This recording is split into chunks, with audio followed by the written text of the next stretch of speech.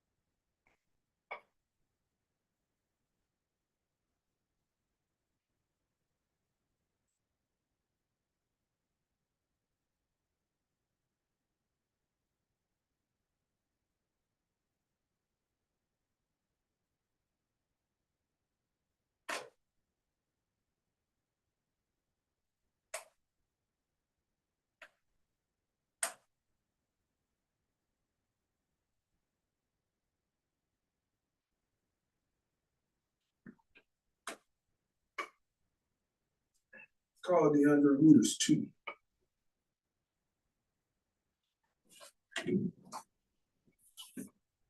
DeAndre.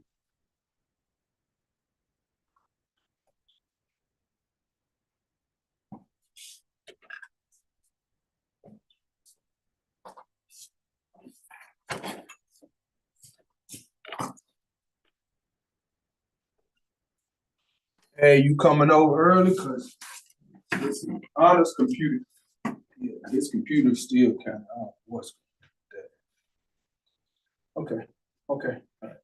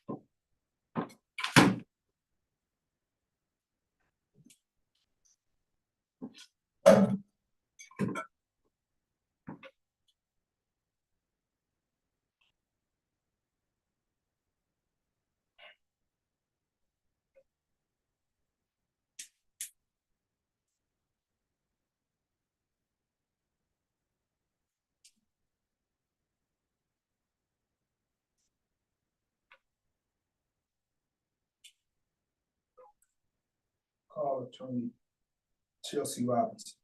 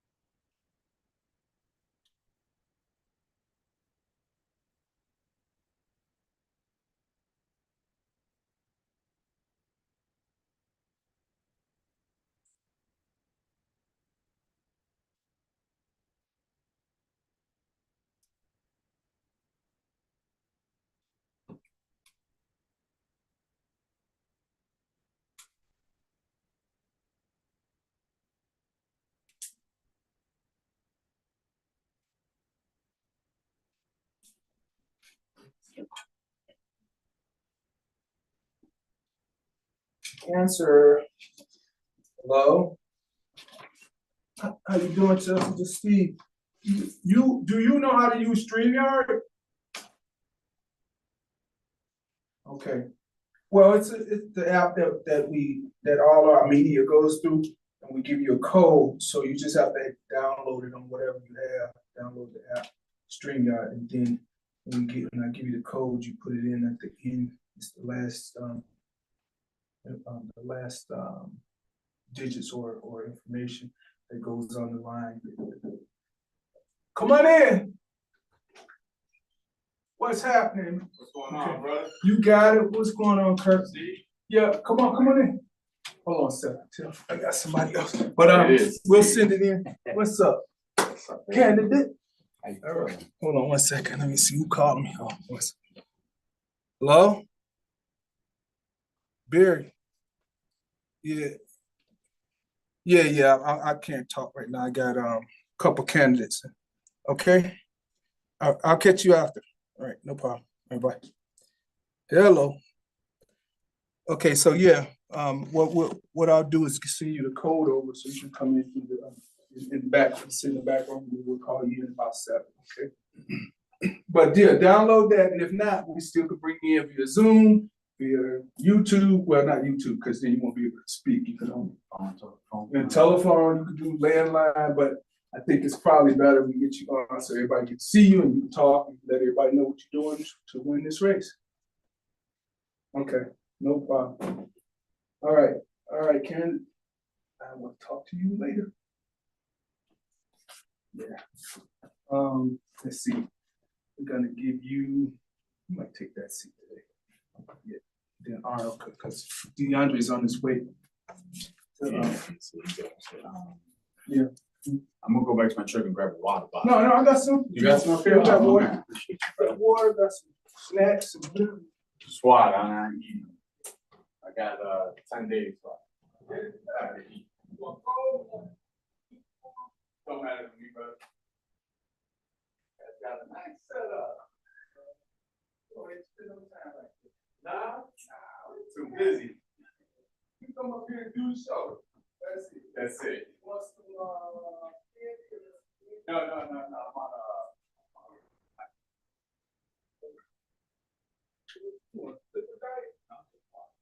just water. Gotta get protein. I'll drink a protein shake, like an intro once in a while. We should try to keep that like I had yesterday too. Yeah.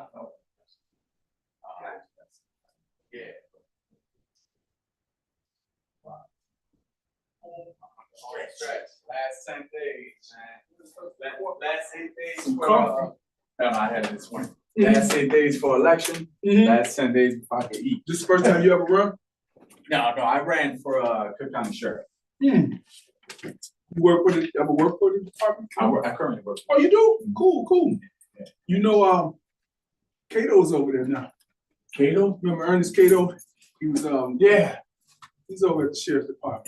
Yeah. You knew that? I know who he is. I didn't know he was with the sheriff's department. I talked to him a week ago. What he's doing with the county right now? I don't know. He's supposed to send me his credentials. He said, I'm gonna send you my new credentials. You can come back. I'm like, what? I'm like, okay. He a boss then. They were looking at trying to make him chief or superintendent. Mm-hmm. Maybe he a boss over there. Yeah. Man, county's so messed up. Yeah, right now.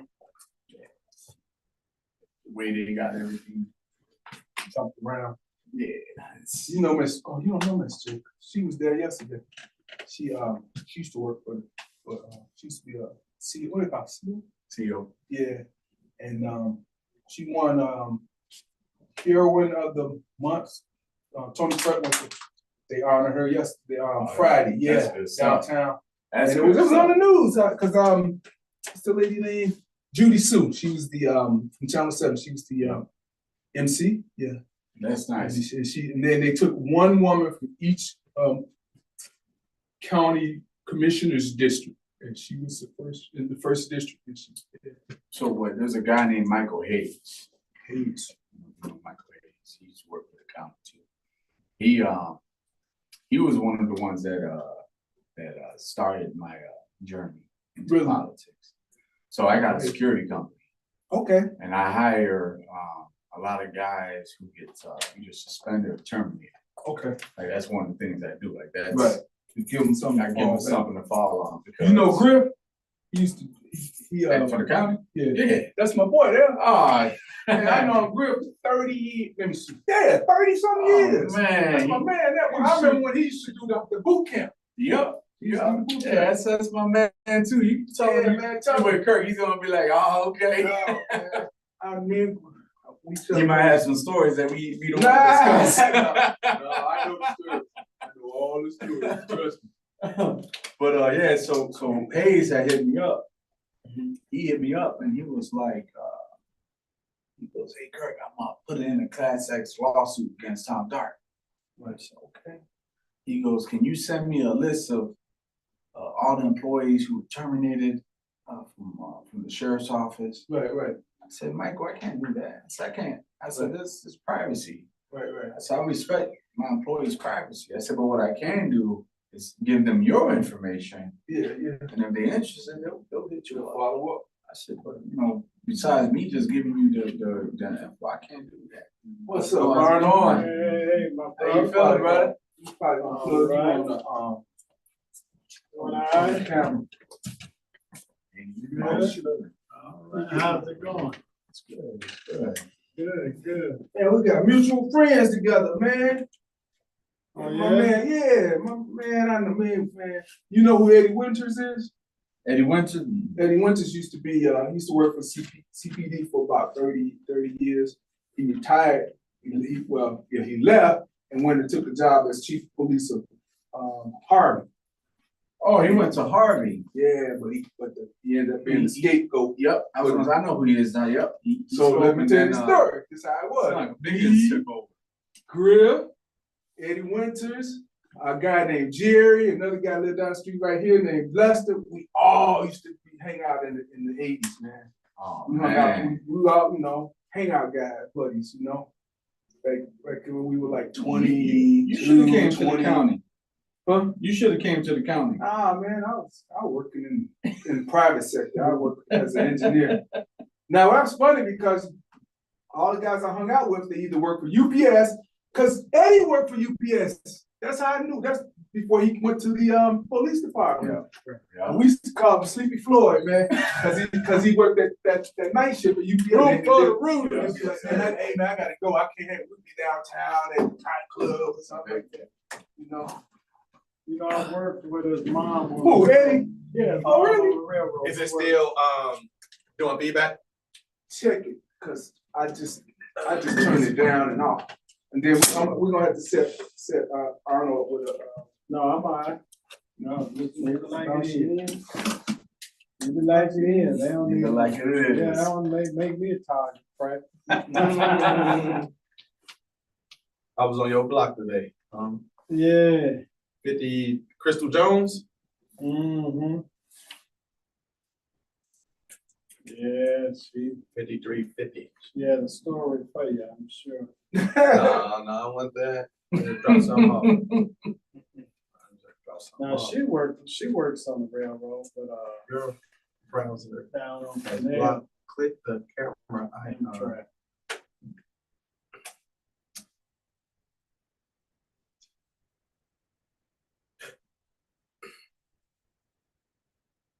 You know what part of this thing is not connected to.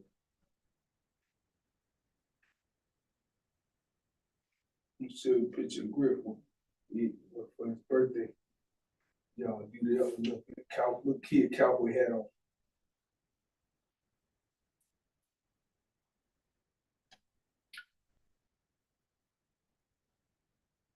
Please allow. What?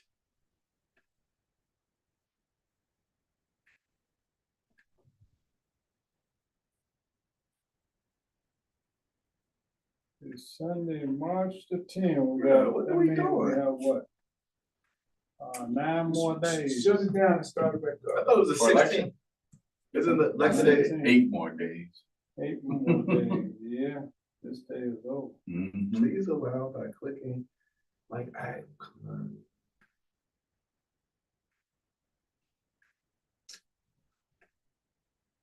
They hacked me into it. Hmm.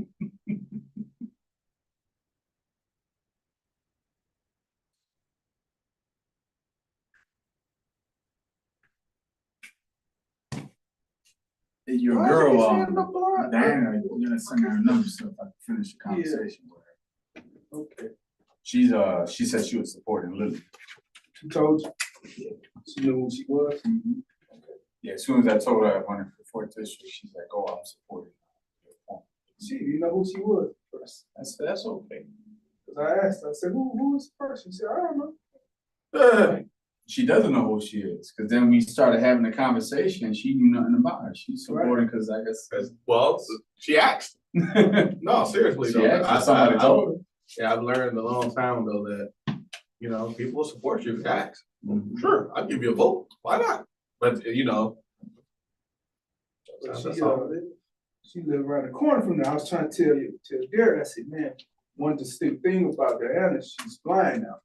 She didn't used to be. She's blind. Yeah, the Yo, company yo, right around the corner from yo, us. yo. She hit her head on something. My bad, she was blind. When we first met her, she was slowly losing her.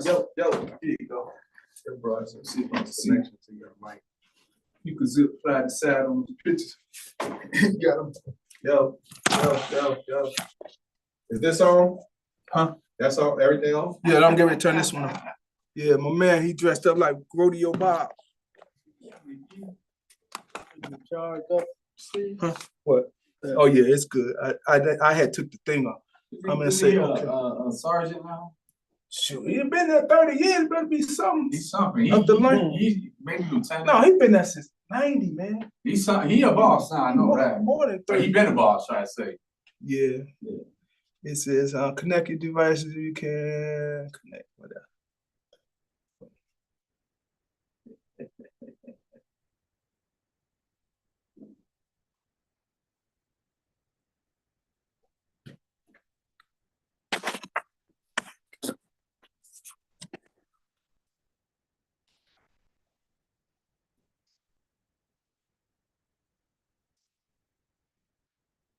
You already said to go to YouTube, right?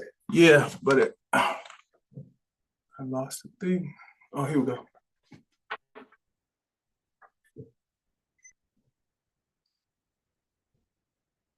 You want the mic out the picture? No, you're fine. It's done with the, well, okay, what's going on here?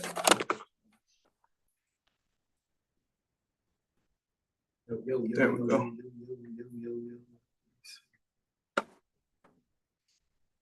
Meeting is beginning, live streaming. Okay. Right.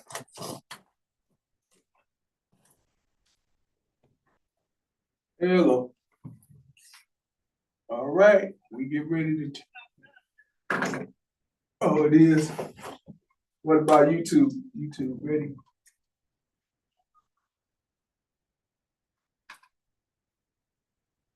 We get ready.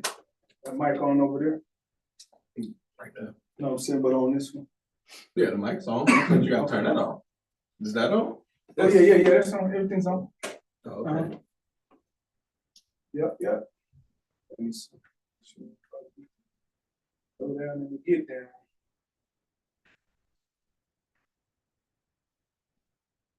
I gotta send Chelsea the link too.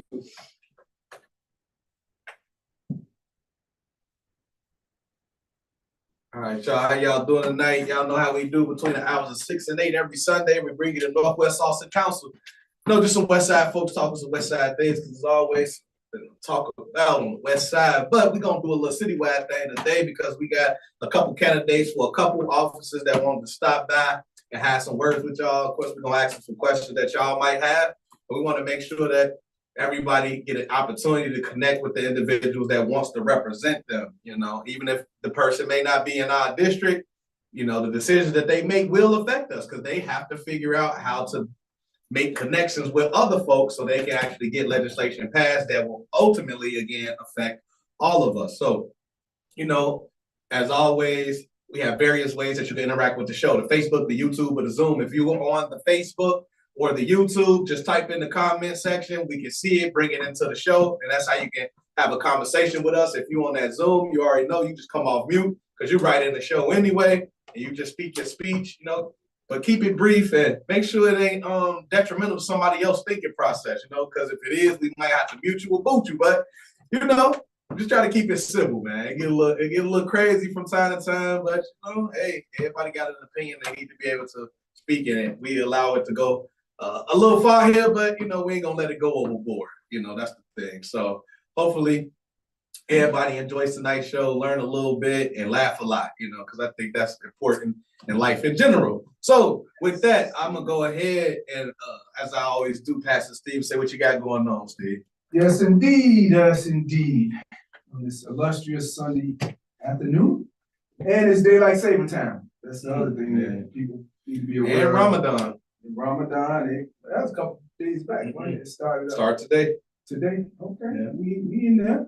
But today's topic of the day will be, let's talk politics, because it's going on and we gotta get right into it. I wanna start by saying congratulations to Miss Edie Jacobs from the Get to Work program, which she started on her own some, 8 years ago or so? At least 8 years. And she's where she actually gets jobs for people that really need jobs, and she transports them to and from the job for a small fee, but it's a good program, you know. I drove that cab Yeah, I was thinking about that. back in 2019, right before the pandemic. And I was taking folks out there to Arlington Heights to work. You On know, Willow Road, you was getting off on Willow. I don't think it Where was you going to that the pizza place? No, I never did the Oh, you pizza place. didn't- I was taking the Reynolds. Okay, So I was going to Arlington Heights. I was getting off at Palatine Road.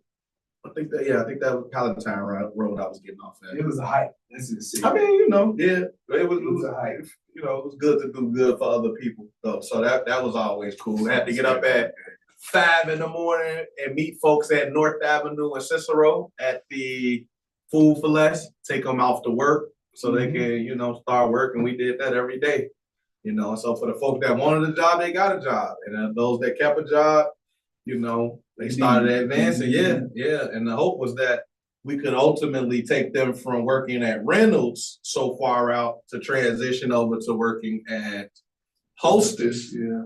you know, and so that was a pretty cool experience doing that for some time, but just happy to know that Miss Jacobs kept that going and is getting, you know, blessed for it and saluted for it in an appropriate way, because, you know, she definitely did that. No. Yeah, you know, I left that out for a reason. Yeah, That's the problem. How about that? They finally recognized her as Man. someone from the county, the city, and otherwise. She was Amen. recognized from the First District Commissioner, Tara Stamps, as the heroine of the month, or for, what is it, National Woman, yeah, Well, not National International Women's Women's Month. Women's Or Month? day, but I do think this is Women's Month. It's the entire month. Okay. March is National Women's Month. Yeah, she was recognized. So she was the first person that was called up and called in. So congratulations again, Ms. Jacobs, which she was also a former CO at the Mhm. Sheriff's Department down in 26. Mhm. Yeah. Speaking of the Sheriff's Department, that's a great transition to the guest that we have. We didn't bring this brother into the conversation already, but you know, he's already been putting in a little bit. And so to that point, right now, we have Brother Kirk Ortiz, who's running for 4th District State Rep. And he shares a bit of background with Ms. Jacobs in the fact that he's currently a corrections officer or sheriff.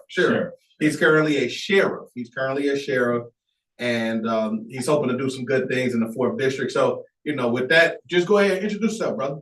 Man, well, I appreciate being on the show. What's up, everybody out there?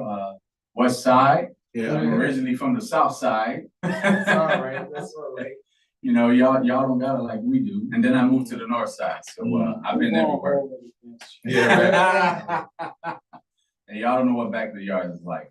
Slow down. It sounds like it, what it is. It's the back of the yard. It's a good time. But yeah, you know, I'm a tired voter, and I want to get out there and make a difference and actually represent the people to the fullest. And you know, now all this false promises and misleading. You know, we got to handle the business out here. We got to have elected leaders that's going to represent the people. Plain and simple, point blank. I mean, I think everybody's tired. Everybody. I don't know who's not tired of all the lies and the manipulation and the misleading, the misguiding, and you know, deflecting. That's huge. Everybody's always deflecting. Let's get some real answers. Let's get some real support. Stand on. Let's do something. Let's stand. Let's be in unity. So you know, I threw my hat in the ring in this race because you know, as we all know, state representatives, they do what? They create policies, legislation, and they allocate funding. Right. So that's diving deep and core into the roots of issues within multiple communities. And like you said, you know, state representative, they have districts, but it affects the entire state. Yes. So I mean, that's who I am. That's what I'm about. You know, and you know, my goal is to be a effective leader. And by doing that, I'm using my own experience in life. I'm using my experience on when I vote on elected leaders and what I expect out of them, the expectation. And I think it's real simple. An elected leader is their responsibility and their expectation is to be the voice for the people, not for themselves, for the people. That's the difference. They gotta be the voice for the people, which means they gotta do what? They gotta listen. They gotta listen to the people. So you know, and as we all know, it's hard to get appointments with elected leaders. You get to spin around, call their phone number, see what happens. Spin around. Spin. Yes, sir. No more spinning, no more spinning. I was gonna ask, so when you say when you go to vote, you look for certain things in the person that you would like to elect to be the leader or the voice of the people, so to speak. What do you look for when you go to vote? I look at their platform. I see what they're trying to represent. You know, I see what type of changes that they want to make once elected. You know, and what I look for personally, you know, growing up in poverty in the neighborhood I grew up in, I'm looking for what are they going to do for our youth, one, and then what are they going to do for our community? How are they going to better it? You know, and that's what I look for when I look at different platforms. I want to see what they're going to do. You know, give a prime example. You know, we all know who Congressman Davis is, Mhm. right? That man has given practically his whole life into representing the people and being there for the people and actually holding true Congressman to Davis his will tell you promises. himself, he's a career politician. I don't even call that a career politician. I call that a career people's person. Well, he's a career people politician. However you want to look at it. Because That's the man's job. Man, politician is a vague term now because you know there's politicians that do what? They're a career liar. That's Let's keep it real. That goes with the territory. Tell a lie in a minute. Yeah, that's a fact, though. I ain't mad at that. I would say this. I say. So the reason why Congressman Davis looks at himself as a career politician is because he's gone through various levels of government. You know, he alderman, county commissioner, then he became a congressman. So by and large, his working life has been made up of politics. You know what I mean? He started off, he was a teacher at one point, wasn't he? School teacher. Yeah. Then he started getting into organizing and activism. But then ultimately, he's for the last 40 years? 50? 50? Yeah. 52 years. 52 years. Politics? Politics, yeah. Wow. Yeah. Wow. So I wasn't even born when you started. that's what I'm saying. Yeah. Congressman 82. So he started with 30 Wow. years old.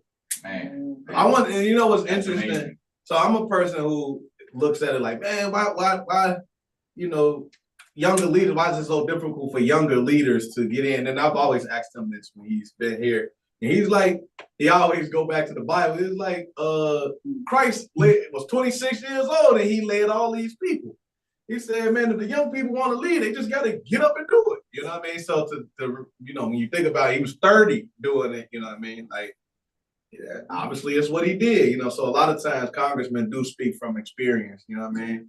In terms of what he knows. Well, I would agree with that. You know, if you know, a young generation want to lead, they just got to get up and do it. I mean, look at me, for example, I'm 30, I'm gonna be 39, right?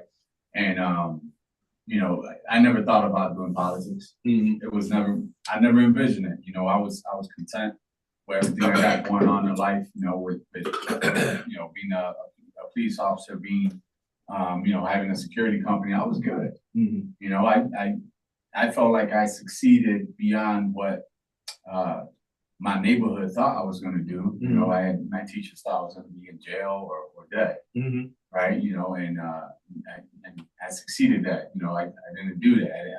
I'm alive. You know? You here to tell you. I'm alive, right? And then, still then alive. I made moves that I felt was very beneficial to me, myself, right? And then having a security company, I felt that was, you know, being beneficial as well to the people. And You have a security company? Is that what you mean? Yes. Okay. Then, you know, being a police officer, you know, I'm here doing what I can to help the people. And I was good with that. I never thought about doing politics. Right? I didn't think about it till later on in life. You thought about becoming a politician? I didn't think about it until one of my friends put my name on. Okay. In a good way. In a good way. You know, the way this started, you know, there's two parts to this story and how I got involved with politics. The first part is I got a good friend out there and he called me and he wanted some information about former employees of the sheriff's office, Black and Brown specifically, who were terminated. And so what he's doing, and I don't know if he's still doing this or whatnot, but what he was doing is he's gathering this information and he's comparing their cases to people who work in the sheriff's office that are Caucasian and say, well, this person had a DUI and he's Caucasian, then why did a Black or brown person who caught the DUI get terminated? It's an unfair process. And so he Much like our jail system. Yes. Same people go in there with the same charges and end up with totally different amounts of time. Yeah, exactly. And so he's putting this list together and he wanted some information from people I knew who were terminated. And I said, well, Michael, I could give you give them your number. So I could give you your number to them, but I can't give their number to you. And then I said, man, I should just run for sheriff. And he said, you should. And I said, no, I'm playing. I said, that's a sacrifice I don't want to do. I I said, you know, politics in itself, it's a sacrifice, it's a dirty game. I want nothing to do with it. Mhm. I don't want to be involved with it. You know, I don't want my name around it. That's a whole different level of game bait on the legal level. You know, and that was it. And I ended my conversation with him and I said, hey, I'm gonna talk to the peoples. I'll give them your phone number, and if they want to be involved in what you're doing, Mhm. then they'll get involved. Mhm. And 2 days after that, everybody was calling me, Mhm. saying, hey, we heard you're running for sheriff. And I said, no, I'm not. I told you that lie. And so I called Michael back. I said, Mike, Man, what he how telling many people you, did you man? tell? I'm like, did you tell? He said, man, I told the whole world, Kirk. I called everybody in my phone book saying that you're gonna run for sheriff. I said, Mikey, I'm not doing that. I'm not running. He goes, why not? I said, I just told you, I don't want to be involved in politics. Mhm. That's not where my mind says. I don't want to. It's a sacrifice that I don't want to do. You know, to me, I feel like it's just a dirty game. I don't want to be involved with it. I don't want that headache. I don't want to play with it. Mhm. You know, let me be. I said, stop telling people that. He said, Kurt, you'll be perfect. He said, you're always trying to help people. Mhm. He's like, everything you do in life, you're always helping people. You know, when you was a kid, you was helping people. Someone was detected at your front door outside. You know, and I said, yeah. I said, but I want to do that. And so I left it alone, but people kept calling me and calling me and calling me. And so, you know, one day, I had one of my buddies called me up and he invited me out to dinner. Mhm. And man, I'm giving you the full background of how I got into politics. And he invited me to dinner, and I went to dinner, and sitting at the dinner table was Secretary of State Jesse White. Okay. And I seen him, and I looked at my buddy, and I said, "What kind of dinner we having?" Mhm. And he said, "You know, just sit down." You know, The Chilean sea bass. the secretary wanted to speak to you for a little bit. And so, you know, it was a group of us, and I sat down, and Mr. Secretary, he said, "Kirk, you know, there's somebody knocking on your door. This is a once in a lifetime opportunity. It doesn't happen often." He's like, "There's a lot of people that believe in you and running for this office." Mhm. And I said, "Well, all due respect, Mr. Secretary," I said, "I don't think this is meant for me." Mhm. And he said, "Well, why don't you pray about it?" Mhm. He said, "You know, all young men and women should get involved." Mhm. Mhm. And I said, Mhm. I hear you. I respect you. I got nothing but respect. And you know, Jesse White, it's a role model for a lot of people. You know, Mhm. just like Congressman Davis, they're role models. Mhm. And I said, "But I just don't think this is for me." He said, "Well, why don't you just think about it? Don't shut that door yet." Mhm. And then we went about our business, having dinner, and had a good conversation. And so I went to a church and I spoke with a pastor. More so, he called me out. Mhm. He called me out and he said, "Can we talk to you after service?" I said, "Yeah." And you know, we went into his office and we spoke. And he started telling me things about my life that I never told people. Hmm. And this is where I get spiritual. Mhm. This is where I get spiritual. And so he's telling me these things. And after the conversation, he tells me, you know, what I told you, I don't remember. That was just for you, Mhm. and only for you to hear, and for whatever decision that you got to make in life. Mhm. And so after that, I did a lot of praying, soul searching, and then some asking for forgiveness, because what I realized was that God was calling me. Mhm. And God is not calling upon me, he's calling upon a lot of us to Mhm. serve. Because you know, the facts are we're in a spiritual war. Mhm. We're in a spiritual war between good and evil. And evil has penetrated the world of government and politics. And now, you know, God is trying to call upon his children to step up to the plate and fight that war. And I was ignoring that call. Mhm. You know, I was ignoring that call for a lot of selfish reasons. Like I said earlier, you know, I didn't want to be involved. I didn't want to deal with the headache. I didn't want to sacrifice. And I was wrong.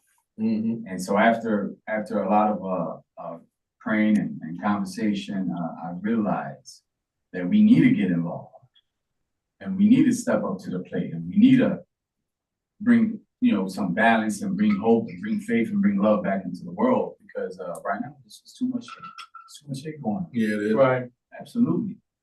You know, and that's and here we are. I mean, that's my journey of what got me involved in politics, and I see it in a different way. Yeah. I see it in a truly different way, and I believe that you know, we all have a role and a part to play in this. Yeah. And we do need our younger generation to get involved, Mhm. you know, and we do need to bring faith into the world of politics again. Mhm. Because for the longest, church and, you know, and politics, religion and politics, they say they don't mix, right? Stay away from it. Someone They was stay detected away at your front door outside. That's wrong. They do mix, and in the Bible, there's even a scripture that talks about government, politics, and religion. So, you know, that's the beginning of my journey. It ain't over yet, and you know, we're gonna keep pushing, and I have a strong faith and belief in God and what my role is now, and how I can continue giving back to the communities and to the people, to my brothers and my sisters. Mhm. So I stopped by church today because one of the brothers from the community was inducted as a deacon of Chicago West Bible Church right here on Austin and Lake. And pastor was actually talking about servanthood and, you know, how amongst the, don't get me lying about Bible verse, but there was a baby amongst the crowd. That God had bestowed a baby amongst the crowd. And it was like, if y'all take care of this baby as if this was an adult, you know, serving the weakest of those, then that is the best way to prove, you know, who you are as a person, if you will. So it's fitting that you're talking about, you know, servanthood basically, and, you know, us really getting back to there with the spirituality and the politics of it all, because again, for me, that's what I was just listening to today, basically. And then I brought it up, right? Yeah. Hey, that's God's work, man. He works in a mysterious way. Yeah. And you know, he paves the way in the past and places people in front of you. Work without faith. Yeah. Is Faith without works is dead. Yeah, no, you can't. I have faith. So He's also a jokester. what they say? What they say? Well, I'll tell you a joke.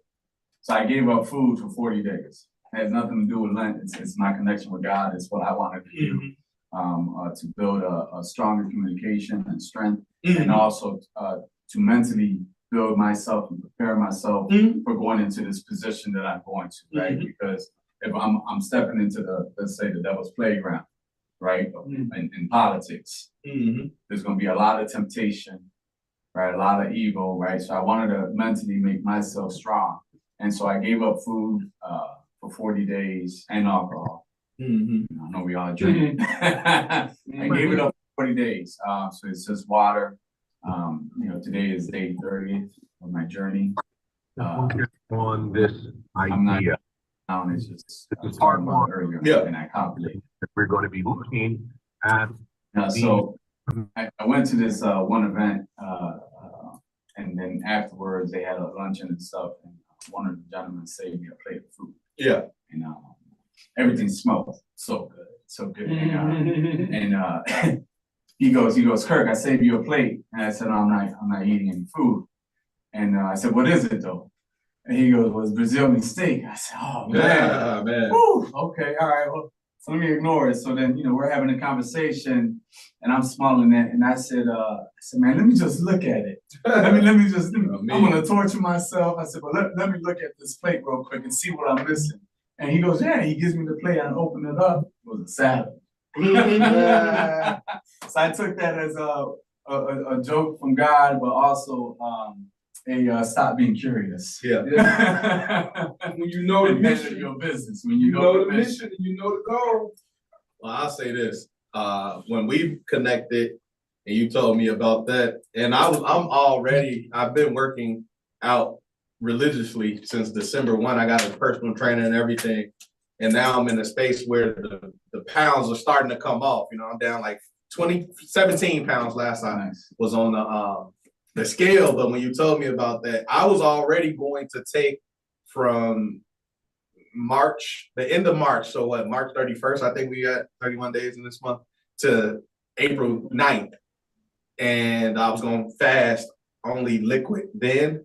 But when we talked, I was like, man, you know what? If he could do it, I could do it too, man. Let's go. Yeah, man, called vicarious experiences, man. So yeah, so today starts day one for me. I'm doing liquid, so I'm doing more than water, but we're doing a couple shakes. We're gonna do our juices, and we're gonna do chicken broth for dinner. You know what I'm saying? Yes, So let's do this. straight liquid, Yes. 30 days, and I'm gonna do the same.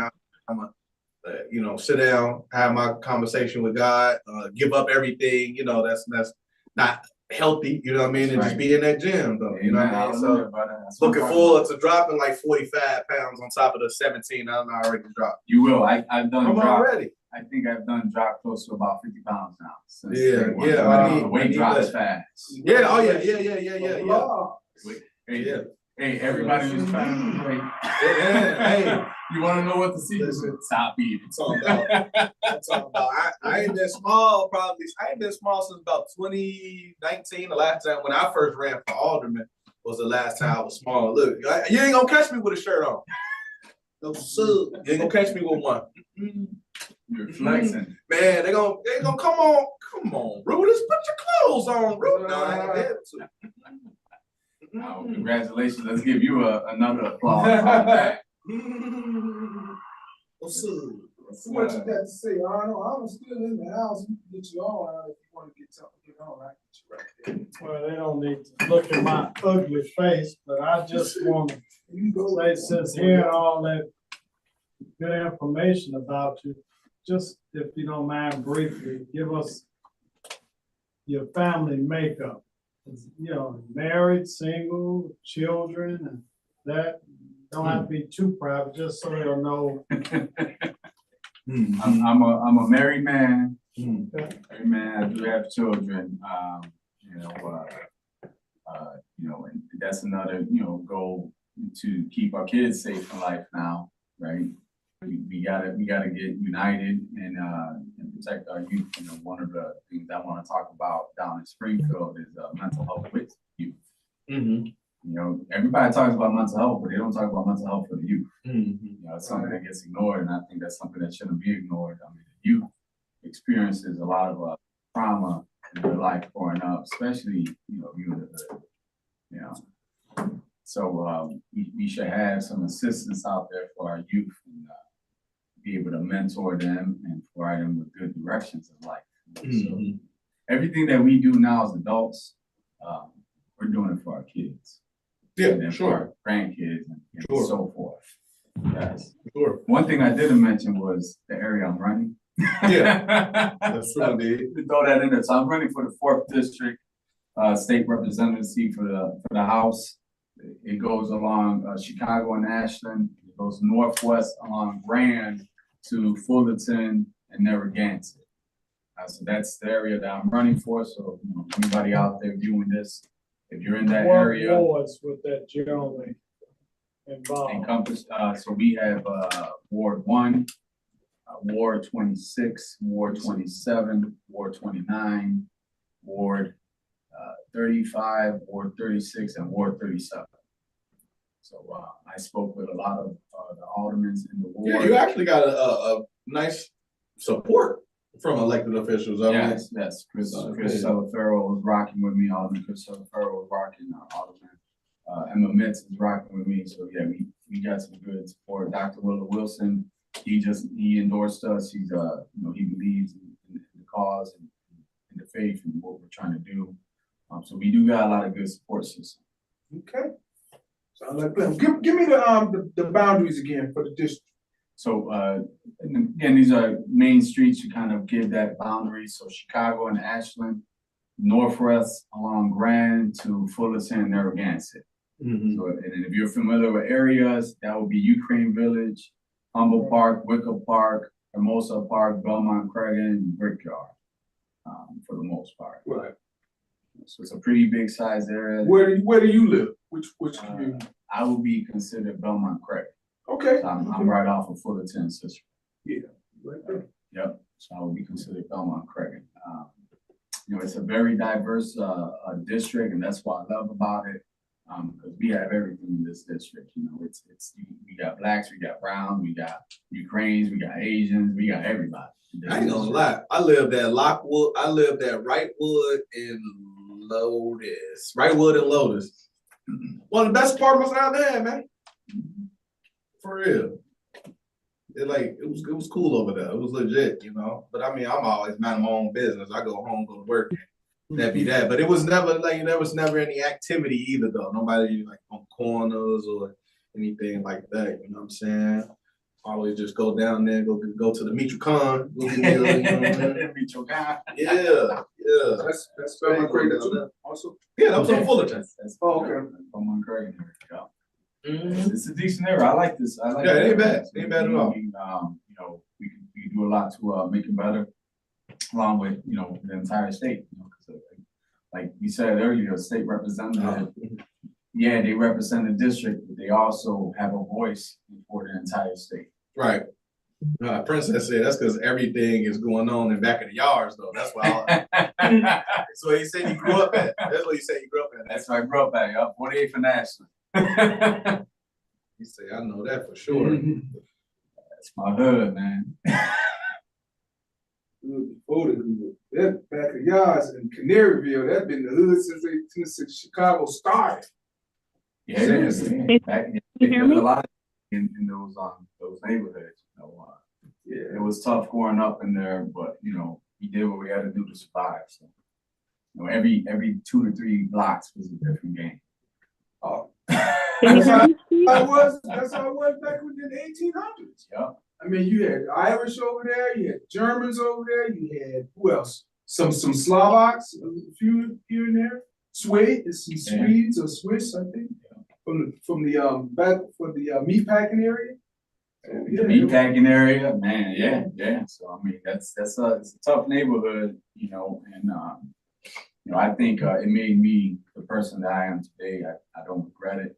If I could go back in time, I would say yes to living there again and experiencing what I experienced because it humbled me. It taught me how to survive. You know, it taught me how to respect life. So I wouldn't change it. I will not. Princess said, you don't see nothing going on in Belmont Craig because everything's done in the alleys and backyards.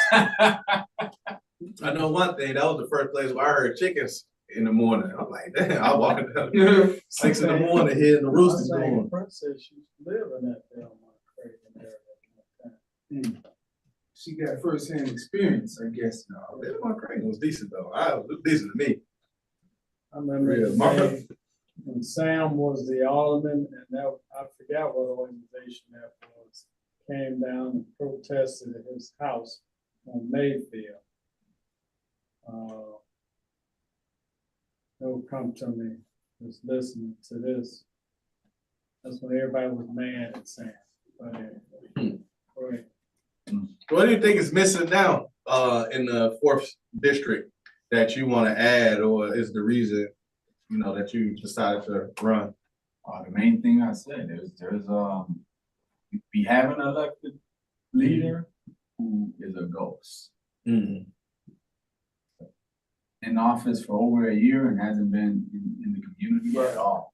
She was appointed, right? Originally appointed in March and then took the general election, which makes her elected. Yeah, Y'all know how that goes. yeah. And ever since then, there hasn't been anything that has. I spoke to the alderman. When I spoke to Alderman Chris Sullivan, he didn't know that person existed. No. Yeah, same thing with Go figure. Like, who's that?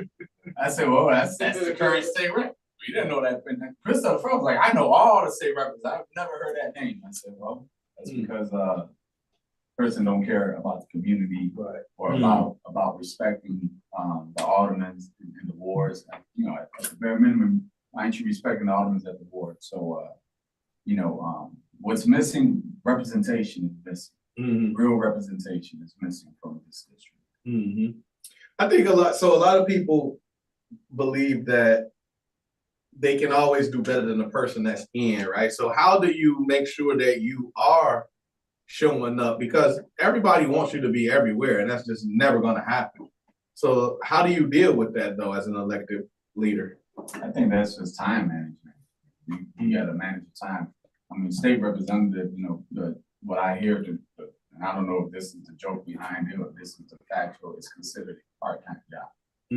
You're only required down in Springfield a certain amount of months, and, they said approximately in total 3 months, and so that means you got, 8 months to do the business, which is represent the people, to, listen to the people, have these town hall meetings in different parts of the district to get the full effect of what the people wants, or to deliver information to people. That's a lot of time, I think, to get that done. Well, it's 24 hours in a day. 24 hours in a day, you got You 8 just months. gotta know how to manage it, Manage it. Time management. you know? Any questions out there? Y'all y'all listening in, y'all wanna ask Kirk any questions? I want to say hello. Can you guys hear me? Oh. Yeah. Hey, Doc. Hey, Cool. I said hello a couple of times, but everybody was all talking. So I'm glad nothing's wrong with my phone. Is that my friend? So, hi, Kirk. We didn't get a chance to talk the other day, but I wanted to ask you a few questions if you don't mind. Yeah, come on, Dan. How are you today? I'm okay. Thanks for asking. So I think I heard that you were a police officer. Yeah. Am I way off? Okay. Yeah, because I'd like to know a little bit about you.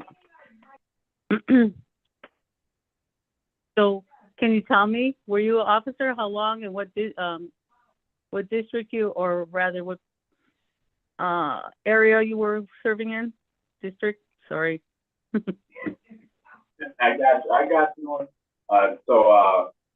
With the sheriff's office now, I've worked everywhere from in the jail to on the streets, fugitive apprehension, emergency response team, SWAT, now assigned to community police. Worked under a lot of directors, got a lot of information and knowledge. Well, how many years have you been with the sheriff's department? With the sheriff, oh man, 14. Hello? Yeah, did you hear me? No, actually, I'm getting every other word. 14 years. Okay, thank you. That you? That was DeAndre. I thought so. Okay. Thank you. Hey, Arnold So what- here. Arnold, so what- go ahead. Hello, Yeah, what's Diana. Hi, Arnold. Great to hear you. How are you? Sorry. I'm doing Yeah, good. Mama said hi and love her. I will. Okay. I'll let her know. Good. She's doing good. You serve the people So well. thank you. So what's different with your, on your policies than the current representative? On my values, Yes, please. my values is trying to encompass on what the people have to say and what the people want done, the changes that they want, and fighting for that. Again, as an elected leader, I feel the responsibility of that elected leader is to listen to the people and then fight for the people and what they want to represent the people. It shouldn't be about my own personal opinion. It should be a collaboration from the communities that elected leader is serving and representing that. Our current representatives, like I said earlier, haven't been around. I mean, haven't even talked to the other persons in the district. How is that a proper elected person that's going to properly represent the people if you haven't even talked to the officer? You find out there's an issue of concern. Well, I'm sure she's talked to at least one alderman because she's in the office with one. Do you know what alderman she hasn't spoken to specifically? Yeah, she's spoken with, the 26th Ward Alderman, Jesse Fuentes, who's a brand new alderman. Yeah. So I know they did speak, and, but that's the only alderman, that she spoke with, but, the rest of the aldermen, Gilbert Villegas, Emma Miss, Chris Salafero, Walter Jeanette, they all said that she's never once introduced herself to them. You never wanted to be what? Miss called me the other day and said that my opponent introduced herself for the very first time last Sunday at the church service. But I try to run a very positive campaign. I don't really like talking negative. No, I understand. I'm running, again, I'm running on a faithful campaign. Speak to that. What's your platform? That was a question I was asking. She kind of transitioned that way anyway. What's the platform itself? In itself, again, so I'm running on a faithful campaign. Because when I was canvassing and speaking to the voters, a lot of the concerns that was given to me was public safety, education, mental health, taxes, but the main one that kept coming out of the voters is public safety. Everybody doesn't feel safe anymore. They don't feel safe walking the streets. They don't feel safe coming to the park. There was a school that had a shooting right at the dismissal. So, all the kids and parents were running. So that was a big, huge concern was public safety. Public safety is always number one. You know what? At least. Say again, Dan. I said I've been aware of public safety issues for more than the last 5 years. And they haven't changed. They have not changed. It feels like it just keeps spiraling downwards. I think what we have more of is public fear. Yeah. We have more fear than anything. So look, we had another question that basically ties into public safety, and I think your experience so answering this question is about your experience, but it also can tie into what you think that you can do because you have the experience that you have. So question is, how were you able to survive in the Cook County Sheriff's Department with all of the inequalities and injustices that are happening in there? How does that 14-year experience mold you for the position that you're trying to attain now? That's a beautiful question. Here's my thought. And it ties in not only public safety, I think society in general. There's a lot of unfair justice, right? There's a lot of bad arrests. There's people when I feel like when they're attacking public safety, they're only doing it on a surface level, right? And when I mean surface level, it's where somebody commits a crime, they go to jail, and then they get sentenced, and that's it. And then they come back out. I don't want to do that. I want to create programs and incentives where we could dive deep into the roots and attack it in more of a sentimental level, which is let's figure out why that person committed a crime to begin with. Growing up in the neighborhood and growing up in poverty, you don't have too much direction, right? You grow up with your homies. You grow up with everybody profiling against you. You grow up with some of the police officers working that beat profiling you when you're not even a bad kid. You go into the school system, and then you got certain teachers and administrators talking down to you. There's a lot of angles to attack you, but what I want to do is create programs and incentives that rehabilitate people back into society and give them a positive direction. I'll give you an example, and this goes with the Cook County Sheriff's Office. We had the #1 successful boot camp program that was in the U.S.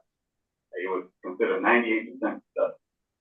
Right, and what this entailed was that somebody committed a crime and they were sentenced to boot camp by a judge versus doing time down in a state prison. Right. You guys are old enough to probably remember these programs. And so, there you go. And so, instead of doing time in the state prison, you went to a boot camp. And in boot camp, they actually had social workers, mental health experts. They gave you structure and guidance, and they had job training. Right. They provided you with job training. So when you graduated this program, you had somewhere to go. You had means to make money versus stealing or going back to a corner and stuff. Right. Like I signed explained. So that program was 98% successful. What that meant, that only 2% came back. 2% recommitted a crime. Right. And got locked up again. And even that 2% went back into the program as a re-entry program. So they re-entered back into boot camp as a second chance, and then they graduated. So what that tells me is that was 100% successful. Why did that go away? Right. It got brought down. So matter of fact, see, you know somebody who ran it. Yeah. When it first started. Yeah. And Back in the early 90s. That's a way into helping society and helping our communities versus just locking people up and throwing it away the key and giving them all these years and nothing to live for. And then when they come out, they got nothing when they come out, and then we go back to the old thing. Right. They're not hardened criminals from rehabilitation. Right. They're actually looking at this is something that's going to get me back on track. That's right. And you know, that's something that I want to look at. That's something I want to focus on. I want to, hey, let's bring. How long has boot camp been gone? Because I know it's been over 10 years. It's been gone a minute. Yeah, you know, the readjustment was boot camp to mental health, which they took away the facility where boot camp was held, and they converted it. I mean, they didn't change the structure of it, but the name, they changed it to MHTC, which stands for Mental Health Transition Center. Then that's on the other side of South of Rockville. Right. You know, and you know, so those are things I want to look at. I want to dive deep into the roots and start from there out. You know, providing trade job programs where you know we could direct our youth. Someone was detected at your front door outside. To working and learning a trade and negotiating with the unions, I think is more successful than saying, hey, we're just going to lock you up and throw away the key. Right. So I had a question from the chat. And the question was, will you be attending any alderman meetings or CAP meetings so people can get to know who you are? And to that end, have you gone to any of those in the past, deep meetings, things like that to kind of keep you abreast what's going on? I didn't go into any CAPS meeting in the past. I did attend a few audit meetings in the past. And, you know, now, and again, in the past, I wasn't thinking about politics. Right. That wasn't on my mind. So I didn't care. Right. You know, and honestly, I felt like my vote didn't matter. I felt like my vote didn't matter. I'm a Puerto Rican cat from the hood. Why does my vote count? Well, why would it count? Like that was the mentality. Right. It don't matter. Ain't nobody gonna listen to me. I'm just some Puerto Rican guy trying to make something out of myself. Ain't nobody gonna. Hey, what high school did you go to? Rich's Square Academy. Okay. Back in y'all, I'm telling you. So did the sentiment change for you when you started to get involved in politics? And do you think that's the only way that we can change the sentiment? Because what you're saying is, I'm sure that many of the young folks that's in the community, even people our age, will identify with it doesn't work, the system's broken, and even if I voted, it wouldn't change anything. Yeah. You know what I mean? So does it take for somebody to be involved in politics to change the mindset to get involved, or what do you think needs to happen to get people to get there so that we can start to turn the corner? No, I think everybody needs to get involved in all angles, not only in politics, nonprofits that help communities, you know, community groups that help communities. I think it's going to take us as a society to unite to make these differences. That's what I believe in. You know, and again, you know, I feel like God is calling upon all of us to do our part. Last question before I go back to, well, let me just do this. So segue into groups being connected with them, nonprofits and things like that. The question that was asked was, are you aware of any of the organizations in your district that are doing work in public safety, and what's your relationship with them? Not really. Not really. I'm not aware of any organizations. I'm learning as this journey grows and expands, and I'm hoping to learn more as my journey grows and expands. Again, I want the voters, the people to understand that I was a tired voter that felt like I didn't matter. And so I was not involved because I felt that. But, you know, that was wrong thinking. Now, you know, I'm not thinking of that. I feel like we do matter. Okay. And our vote does count. We do got to get involved. Yeah. You know, and that's why, you know, when I say elected leaders are supposed to listen to the people and represent the people, you know, I truly believe that. And that's, you know, that's my intention moving forward. Listening to the people and trying to represent the people and gather as much information and knowledge of everything that's going on now. You know, I just started talking to a block club group, and you know, they've been telling me the things they do with the community, which is cleaning up trash. And I already went out with them last Sunday, and I'm gonna go out again with them next Sunday. Unidos. Yes. Yeah, my girl Patty. That's my girl Patty. What do you do? She's like, I'm good. She's like, really? I said, yes. She's over off of, what's that, Gardner? No, she. I mean, I just like to say the Central Park, Grand, the theater area. Black Club. You know, and I went out with Hey, well, you know Diana's got a booth. First is Diana, you still there? And then you got the group that she works through them with, which is Northwest Housing. Diana, are you still there? Her group. I don't know. Diana's still there. Yeah. No music. Oh. Can you hear us, Diana? Kirk was asking about organization. Candidate. There I am. I'm sorry. I was on mute, guys. Yeah, we were talking, you were saying, you know, many organizations, but, you know, you're involved with few organizations. Talk about your organization, if you don't mind. Well, I'm a board member on the Northwest Center for the last, I don't know, maybe a little over 6 years. And I started a women's group, Las Damas de Belmont Cregan. And we've been together since 2018 and got our, you know, actually got an official name in 2020. And we do, you know, it's a very organic grassroots group that we're working toward this year, working toward nonprofit. And as far as groups that do safety, we partnered up with Also.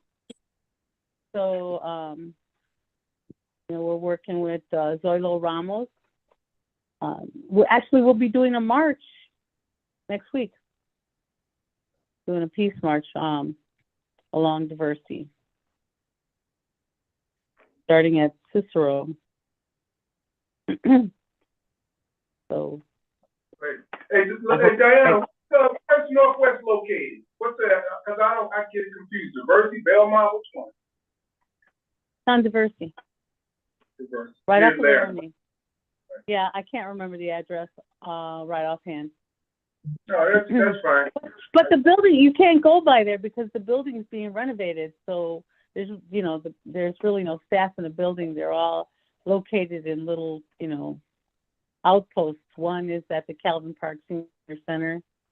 Another group is at the Parent University over by Steinmetz. Yeah, some of them are across the street. I don't know the name of the building, but they're across the street from the center. Right. In another building, they have office space that was opened up for them. So until we get the building finished, should be the end of the year. Yeah, we'll be out. Everybody's out in different locations, kind of split up. That's awesome. To take more than just politics and do something important to us getting together as a society, bringing hope and faith and love back. That's what we're doing. So one of the things that I did as I got into politics is really looked at it for what it is. I think in the simplest form, politics is just relationship. Like I always tell people, I say, you know, back in the day before I knew what politics, as a kid, you know, we would just be like, yeah, give me a second, I'm gonna go politics with my man over there. That's a conversation. Conversations are relationship building for the communication. That's all we're doing. And so I look at politics as nothing more than that. And one of the things that I feel like communities of color don't do well is build social capital. And social capital is the strength of the relationships that we have. And so the reason why I wanted to break it down and make it that simple, because I think if people can grasp the concept of it's just a relationship that can get you the resources, they will be more willing to get involved. I tell people the quickest way to get involved is connect with your local elected. So make sure you know who your state rep, your alderman is first and foremost. Alderman, make sure that you know them, they know you. State rep, they know you, you know them. Senators, they know you, you know them. Congressman, and the person, your Cook County commissioner. You know what I mean? Those 5 entities, and I just feel like if we went and did that process with our young people and got them in front of those folks to have a conversation, they might be a little bit more willing to be involved in the process, because that's all the process is. It's just a relationship. That's it. You want these resources, you're gonna build this relationship. Now, trying to access money to put people in position, that's a whole different conversation. But I can guarantee you, if you knew one of those people and they knew who you were, if something was available and it pertained to money, you're gonna be able to access that because you know those benefits. So You know what I'm saying? maybe you should start giving classes. No, listen, we've been That's very true. as That's district very council true. people. No, because we got to start simplifying these things. And so as district council people, we've gone to our schools in the area and asked them if they have civic classes. So we want to go and talk to them, to the youth, and start trying to impart some on them, you know what I mean? And the unfortunate is that it's taking so long for the teachers to reach back. Like, damn, but I mean, I teach college, right? So if I wanted to bring you in, hey, we got a visitor, you know what I mean? So but I get the difference between college and the school level, but you would think it would be a little bit easier. I mean, you should be vetted. You're an elected official, damn it. Like, I think you should be already vetted into this system so you can just walk right through and teach the kids something, but that's not it. They're holding them back with a background check? I guess, man, I digress. I would have thought it would have been much simpler just to be like, hey, we want to do this. What times? When are you guys? When can we just come in and do it? You know. But anyway, I don't think that's anywhere. I think you got a valid point, and I think that's something that should be pushed and get the community involved with it and push it. You know, again, I feel like we all have a role to play, and we all got to do our part, and we all got to help each other. We got to absolutely. Yes, sir. So at this time, you can still hang around, because we're gonna still have questions. We're gonna bring in another candidate. We got another point. Oh, you did now? Okay, hold on. All right, one last question, then I'm gonna give you the big screen so you can say whatever you like to say and close it. The question was, if you don't win this election, what will you be doing? And when will you be doing that thing? I'm gonna keep pushing.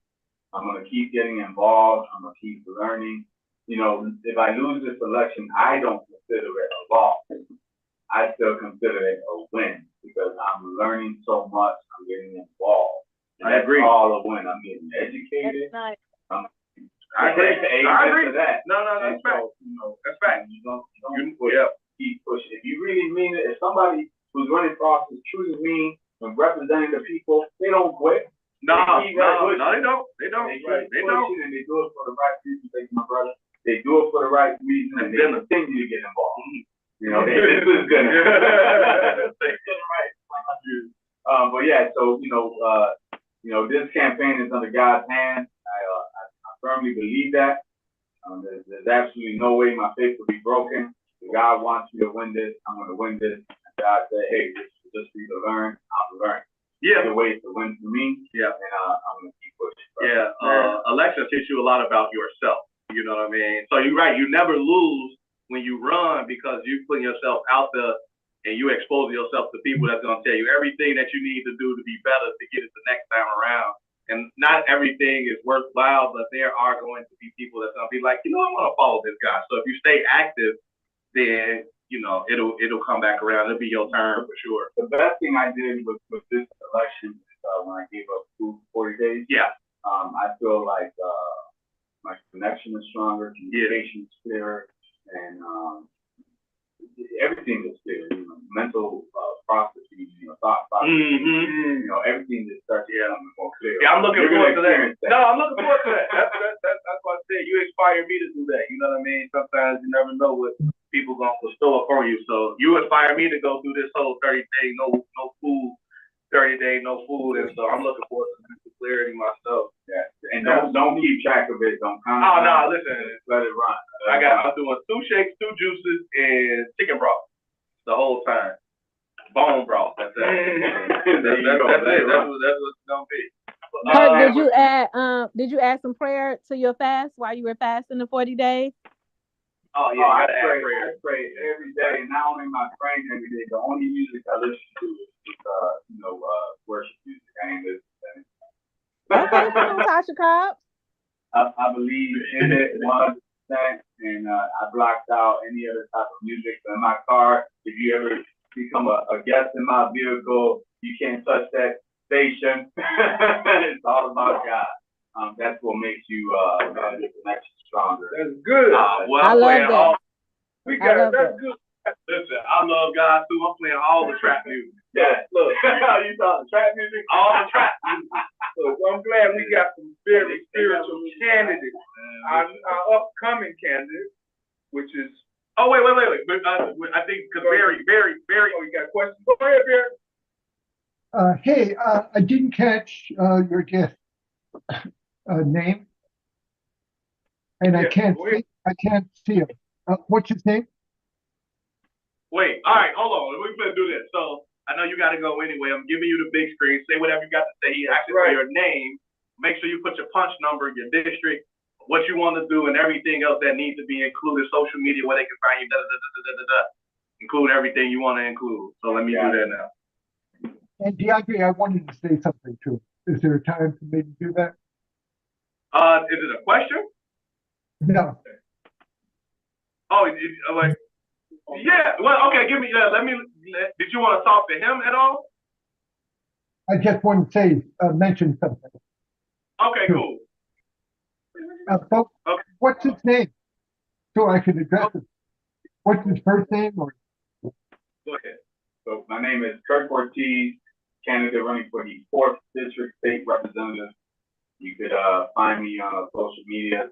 Simple as Kurt, K-I-R-K, like Captain Kurt Ortiz, O-R-T-I-Z. My website is friendsofkurt.com. My punch number is 7272. And I'm bringing faith back to so Kurt, can you hear me, Kurt? I hear you, bro. What I wanted to mention to you is a new narrative for the West Side called Peacebrook. And in Peacebrook, people help one another, have a thriving community, and grassroots governing councils where anyone can start a Peacebrook council. And I'm mentioning it to you because the spirit I hear in what you're saying, and you're talking about the boot camp kind of approach to the safety issue, resonates with what we're all about in the monthly meetings about Peacebrook, which is on Zoom. So I just want to mention it to you.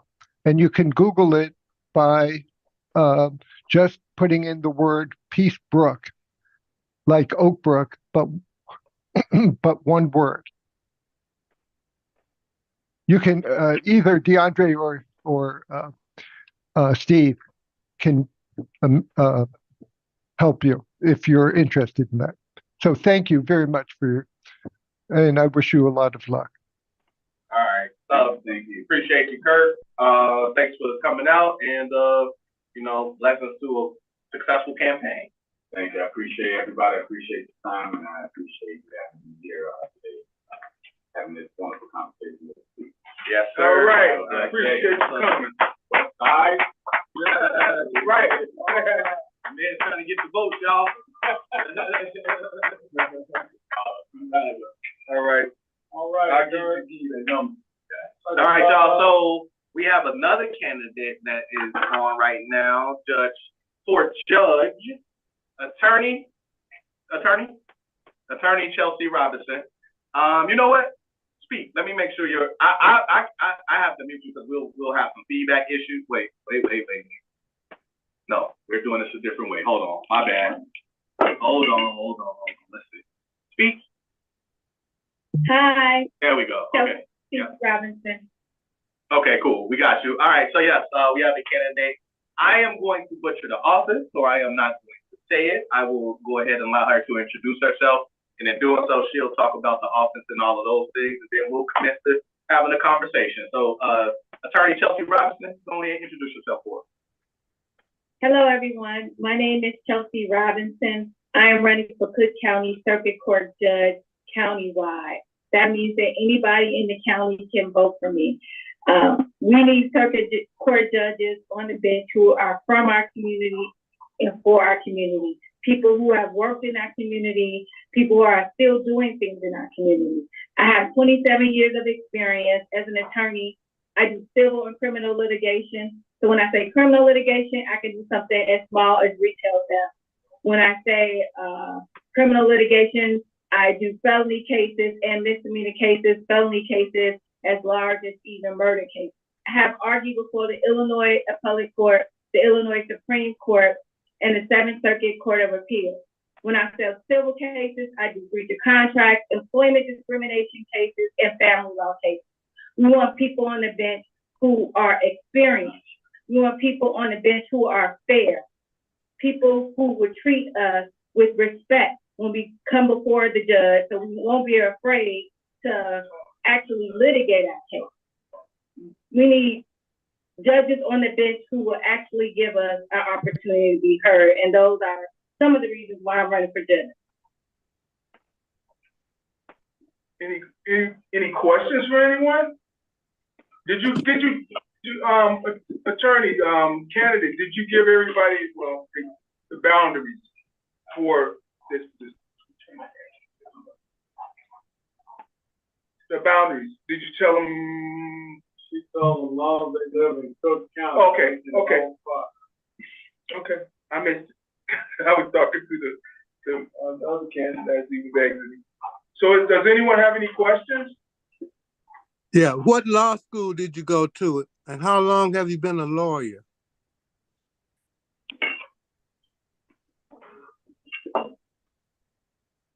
He said, I think he asked, how long have you been a lawyer and what law? I don't think I can't hear you. Couldn't hear. Once again, I may have some speak a little louder.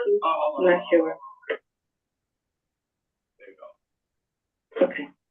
Okay, say again, Tiny. Yeah.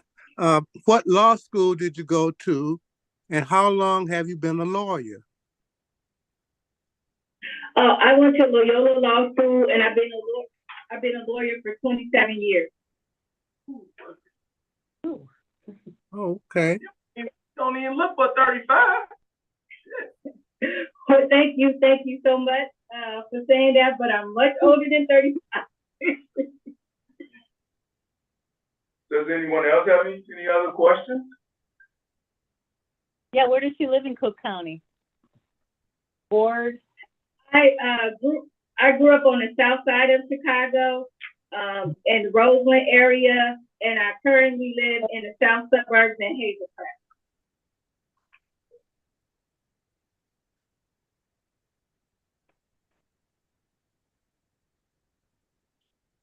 And as far as judges are concerned, as you know, we have countywide judges and we have sub-circuit judges. We have the sub-circuit judges to make sure that we can get judges in the seats or who are actually from that area.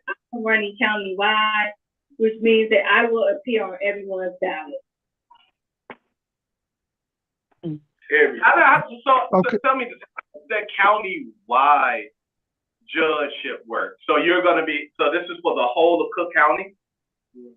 Yes, so it's actually, the only difference between the sub-circuits and the countywide is there's countywide positions, everybody in Cook County has the opportunity to vote for you, as opposed to the sub-circuits, only the people who live in certain areas have an opportunity to vote for you.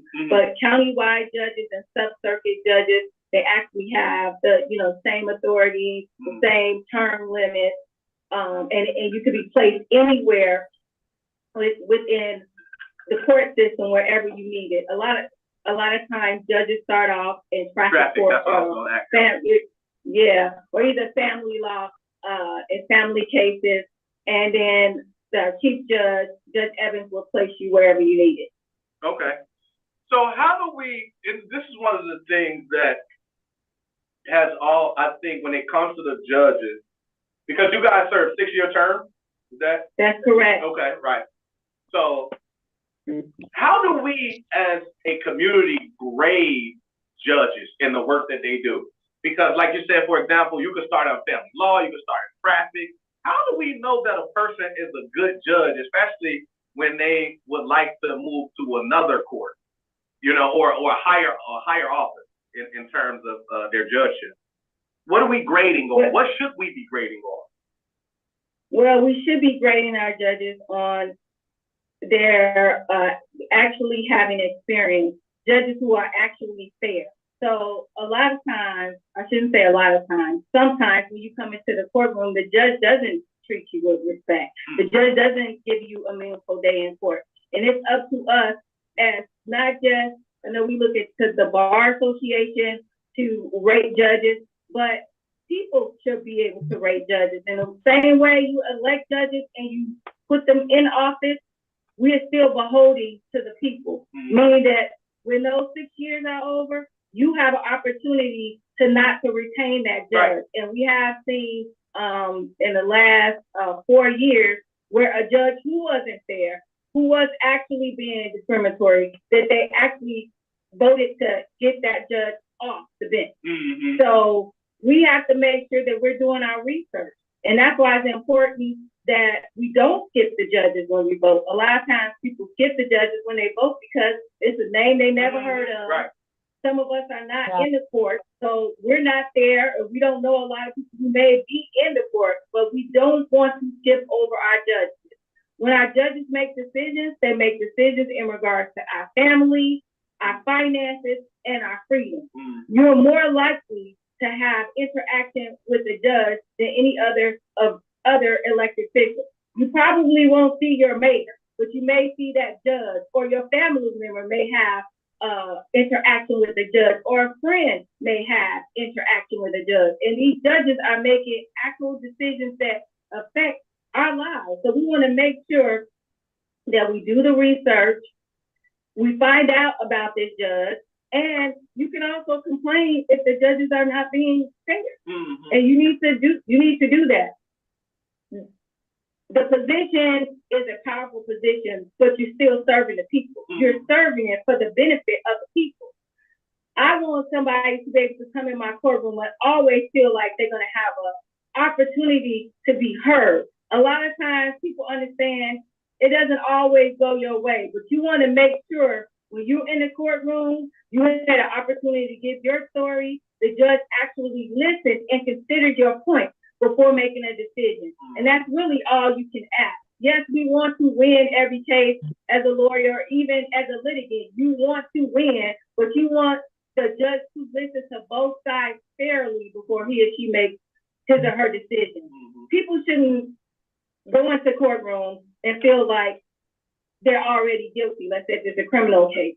We're supposed to be innocent until proven guilty. And the judge treat you as if you've already went to a trial just because of the way you look, the side of town you came from. That should not be. And that's the reason why I'm running for judge. So I want to do something that I've considered for a bit of time now, a millennial voter guide. And I would like to be able to fastly go and find out if these judges are making, like you say, quick decisions about people based on biases or whatnot, or if they're if they are doling out sentences that shows inequity or racial bias. What is the quickest way to be able to go and find how a judge does in his or her judgeship so that I could put something together? Is there anywhere a website or some sort of clerk that I should go speak to? Like, how do you even find out how they made decisions or how those decisions were made? Well, unfortunately, I don't know of a website that actually shows that. Okay. A lot of times it's through the media that we get when certain injustices. Yeah. And it has to also be the lawyers that are in the courtroom who are practicing before that judge. They have to hold that judge to the high standard as well. Okay. I'd like to follow up on that question. Following up on what DeAndre was saying, is it possible, when I buy stuff on Amazon, I very often look at user experiences. Is there a way that the lawyers on both sides of a case and the person on trial could put in an assessment so that other people can see it? Is there a way of collecting data about? Now that they, I'm sorry. I don't know now that they put in judges' assessments, but I do know when the candidates and even judges who are up for re-election, before they go for re-election, they are examined by the Bar Association. Yeah. And when you are examined by the Bar Association as a candidate or even as a judge up for re-election, it's a long packet. And in that packet, you have to put down the different cases that you've been involved in. You have to put down opposing counsel and judges who have been before. And for judges, they have to put down cases in which they made rulings and attorneys on that case, and the different members of the Bar Association. They will call, and they don't call everybody on the list because this packet can be very thick, but they randomly call different people and numbers. And granted, the judge or the candidate is filling out this packet, so it would be probably wise for them to put people on the packet who they know would say good things about them, but they often randomly call, and then they sometimes check. I've had calls, and I know people have called on my behalf. I have had calls in regards to judges, in regards to their demeanor on the bench, in regards to how they treat the attorneys, how they treat litigants. And that's how they do checks and balances right now. And they put out a list from the different bar associations who had a chance to go through this application, a chance to interview attorneys and judges and other people that they may have put down who have had interactions with this judge or with this attorney, and then they assess from there whether or not that person is either qualified or recommended to be a judge. Mm-hmm. So right now, the question of ethics has been raised by many about the Supreme Court, and they're unwilling to do anything, in effect. And I'm wondering what your reaction is if we had a system for people to know much more easily than checking the Bar Association, and with much more flavor, that people could really relate to evaluate judges. How would you feel about that kind of approach? I would welcome it. I think we should have transparency. As I said before, judges are making decisions that impact our lives every day, as far as our circumstances, our family, and our freedom. And there should be a check and balances. No one should feel as if they have so much power that they can do whatever they want to do. You have to follow the law. You have to be fair. And if you cannot do that, you should be removed. So then how can we begin the ball rolling?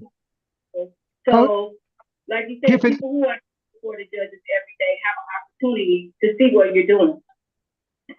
So then how can we begin the ball rolling to get something like that going? Well, I think it will probably start with like a posting of the ruling, similar to the checks and balances that they have with police officers. Also, if there's complaints, founded complaints about a judge or attorney, making that information more readily available. So it is available, but like you said, to the common person, it may not be easy to look it up and to be able to find it. So we just have to make those statistics, make that information more readily available with perhaps a website, an easy to use website that's available to all. So what were the two things you mentioned? If there were complaints, and what was the other thing? I said if there were complaints and their rulings, because sometimes you can tell certain implicit biases based on the ruling, and to see if there's a pattern. Oh, so it would be a pattern. I mean, so what would the common person understand by looking at? I mean, the common person wouldn't know, be able to tell anything by looking at the rulings. Is that right? Is there a way we can translate it for ordinary people? People involved, let's say if it was a criminal case, things of that nature, based on bench versus jury trial. You have the demographics, you got the ruling, things of that nature. And then obviously be in conjunction with any complaints or anything else that was made.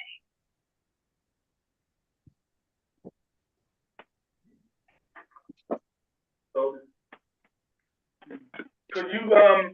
could you tell everyone? Thank you. I know, but could you tell everyone? Thank you. Could you tell everyone one of the most famous judges that you had an opportunity to work for, and what you actually did you talk about that? Not we. I didn't. So I've had my own practice for 27 years, and in addition to my own practice or part of my own practice, I've also been the attorney for the Judge Mathis show, which means that I work for Judge Mathis, and in his show, he serves as an arbitrator. And it was my job as a working or as his clerk is to make sure that I research whatever information that he required me to research, make sure I read the cases, the complaints, the answers, which were actually real cases that came before him, and made sure that he had all the tools necessary to make his ruling. And what we did on the show was we listened to small claims court cases, and even though it was a television show, they actually had disputes that they filed in their local court. And it was my job as an attorney to look at the complaints and the answers and research whatever law the judge needed to make his ruling. Serving as like a law clerk, as you would probably see people clerking for attorneys, clerking for circuit court judges, or clerking for appellate court justices and Supreme Court justices.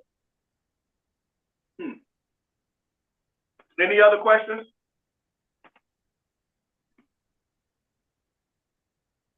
I have another, if you're okay with that. Yeah, sure. It doesn't look like anybody else has any, so it's all good. So it sounds like you're a very intelligent woman with a lot of experience, and really appreciate your responses. I'm wondering how you would feel about it. Let's say you do get elected, or even if you don't, how would you feel about meeting with some of us who would want to pursue having the court decisions be more understood by people? I have no problem with that. I think that's a part of my practice anyway, that I meet with people, I help people to understand different legal concepts or, you know, where the judge is coming from, is it very important. And I think in client relationship, especially when you're treating people with respect and being men and women of integrity on the bench. It starts not when you become a judge, it starts as you're practicing law, how you treat your client, how are you responsive to your client. So yeah, that's something that I do already, and yeah, I look forward to assisting people any way that I can. I believe that's what I've been called to do, to assist people and to help people, and I think that I can make a bigger difference on the bench, making sure people have access to real justice. Barry, I'm beginning to think you looking at doing some criminal acts or something soon. You got a lot of questions about. Say that again, Steve? I said, I'm beginning to think you looking at getting in front of a judge real soon for something. I'm very thankful that that's not the case. Okay. Well, you gotta let the people know in 05 who we looking to be the next Cook County Circuit Court judge. Well, that's what you and I were talking about today, is how to make, how to have these kinds of presentations get out to as many people as possible. We actually we've been having a conversation. Once all of this is over, the Westside Chapter NAACP is alongside district councils. We're supposed to get together with some of the judges and attorneys and put together, I don't even want to call it a Know Your Rights, but we'll call it some name, but some sort of educational forum so that folks can understand more about the legal system. So well, that's DeAndre, that's great. And what I want to see is something closer to what Amazon does when you buy products, that you can very easily find out what people are saying about a judge. Right, no, I hear you, but I thought it sounded like you said something more alongside education, though. And one other thing, DeAndre, what Steve and I were talking about earlier is how we can get all these various networks, like the Westside NAACP, the Poor People's Campaign, Peacebrook People, NACP, all these different groups that are involved, how we can get a scorecard that would have, what NAACP says and what Westside Rising says, etc. He wants to create something similar to when they endorse somebody for a judgeship with the bar, like the bar association, but do it more in terms of organizations.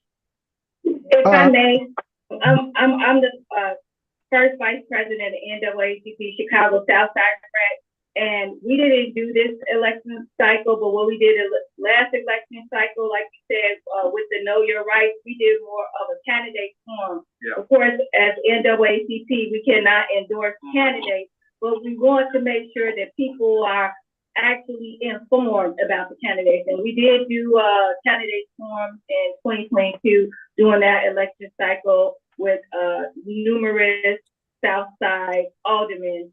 I think the 21st Ward and 6th Ward and another ward. So the NAACP, we do things like that, and we do actually partner from time to time with the Westside NAACP as well. So yeah, but we do like to get that type of information out. We want people to be informed. Would that be considered as an endorsement if you say qualified or not qualified? Like the bar actually with the bar association, and they're very clear that you make known the bar association, they do not endorse you. What they determine is if they think that you are qualified or recommended to be a judge. And with the NAACP, I think it's the same, and you can correct me if I'm wrong, we do not endorse candidates, but we do allow the candidates to come in, and you may have some hard questions that you may have to answer with that panel. Our president, Rose Joshua, the NAACP Chicago Southside Grant. And I know that you guys are doing some great things on the west side as well, holding our elected officials accountable. And just like we hold all the rest of our elected officials accountable, we have to hold our judges accountable as well. Sure. So would you be, I'm asking you the same question I asked before. Can we have a follow-up? Can we have a follow-up? I know what you're saying with the Amazon, because before I make a purchase, I'm always want to read the comments, and I like to read. This judge got 4.5 stars. Yeah, this judge got 4.7 stars. Yeah, but like you said, that's a little bit more difficult because somebody gonna have to sit there and go through all of these cases and look at all of these different results and then make a determination based off specific criteria that was developed to do something like that. Now it can be done. That it can be done, but somebody has to make a shot. So let's look at this. At the end of the day, if you're sitting in front of a judge for a case, you don't have a choice to say, well, I don't want this judge because he only got 2 stars, or he has 2 stars as opposed to 5 stars. It's not right. But I guess we're looking at retention. That's the only thing. Yeah, we're looking at retention. And you actually get one substitution a judge of right, like as soon as you come in. But again, it's 250 judges. So it's hard to know everything about all of them. And that's why it's important to get the word out and to come to this type of forum, as citizens and voting, so you can get an opportunity to ask these judges questions or these candidates questions. And of course, you're not going to learn everything in one single section, but it may help you, since I know now we're going to have, let's say, 50 different people on like 10 different positions for judges. Maybe I can start now, kind of Google them, because, negative stuff get out there as well. And that way you'll know who you're voting for. And it's not when you first come to vote and you look at your ballot and these are names you've never seen before. You know what? Wait. Let me ask you before I forget. Judge, what is your name? My name is Chelsea Robinson. Chelsea Robinson? Yes, Chelsea Robinson.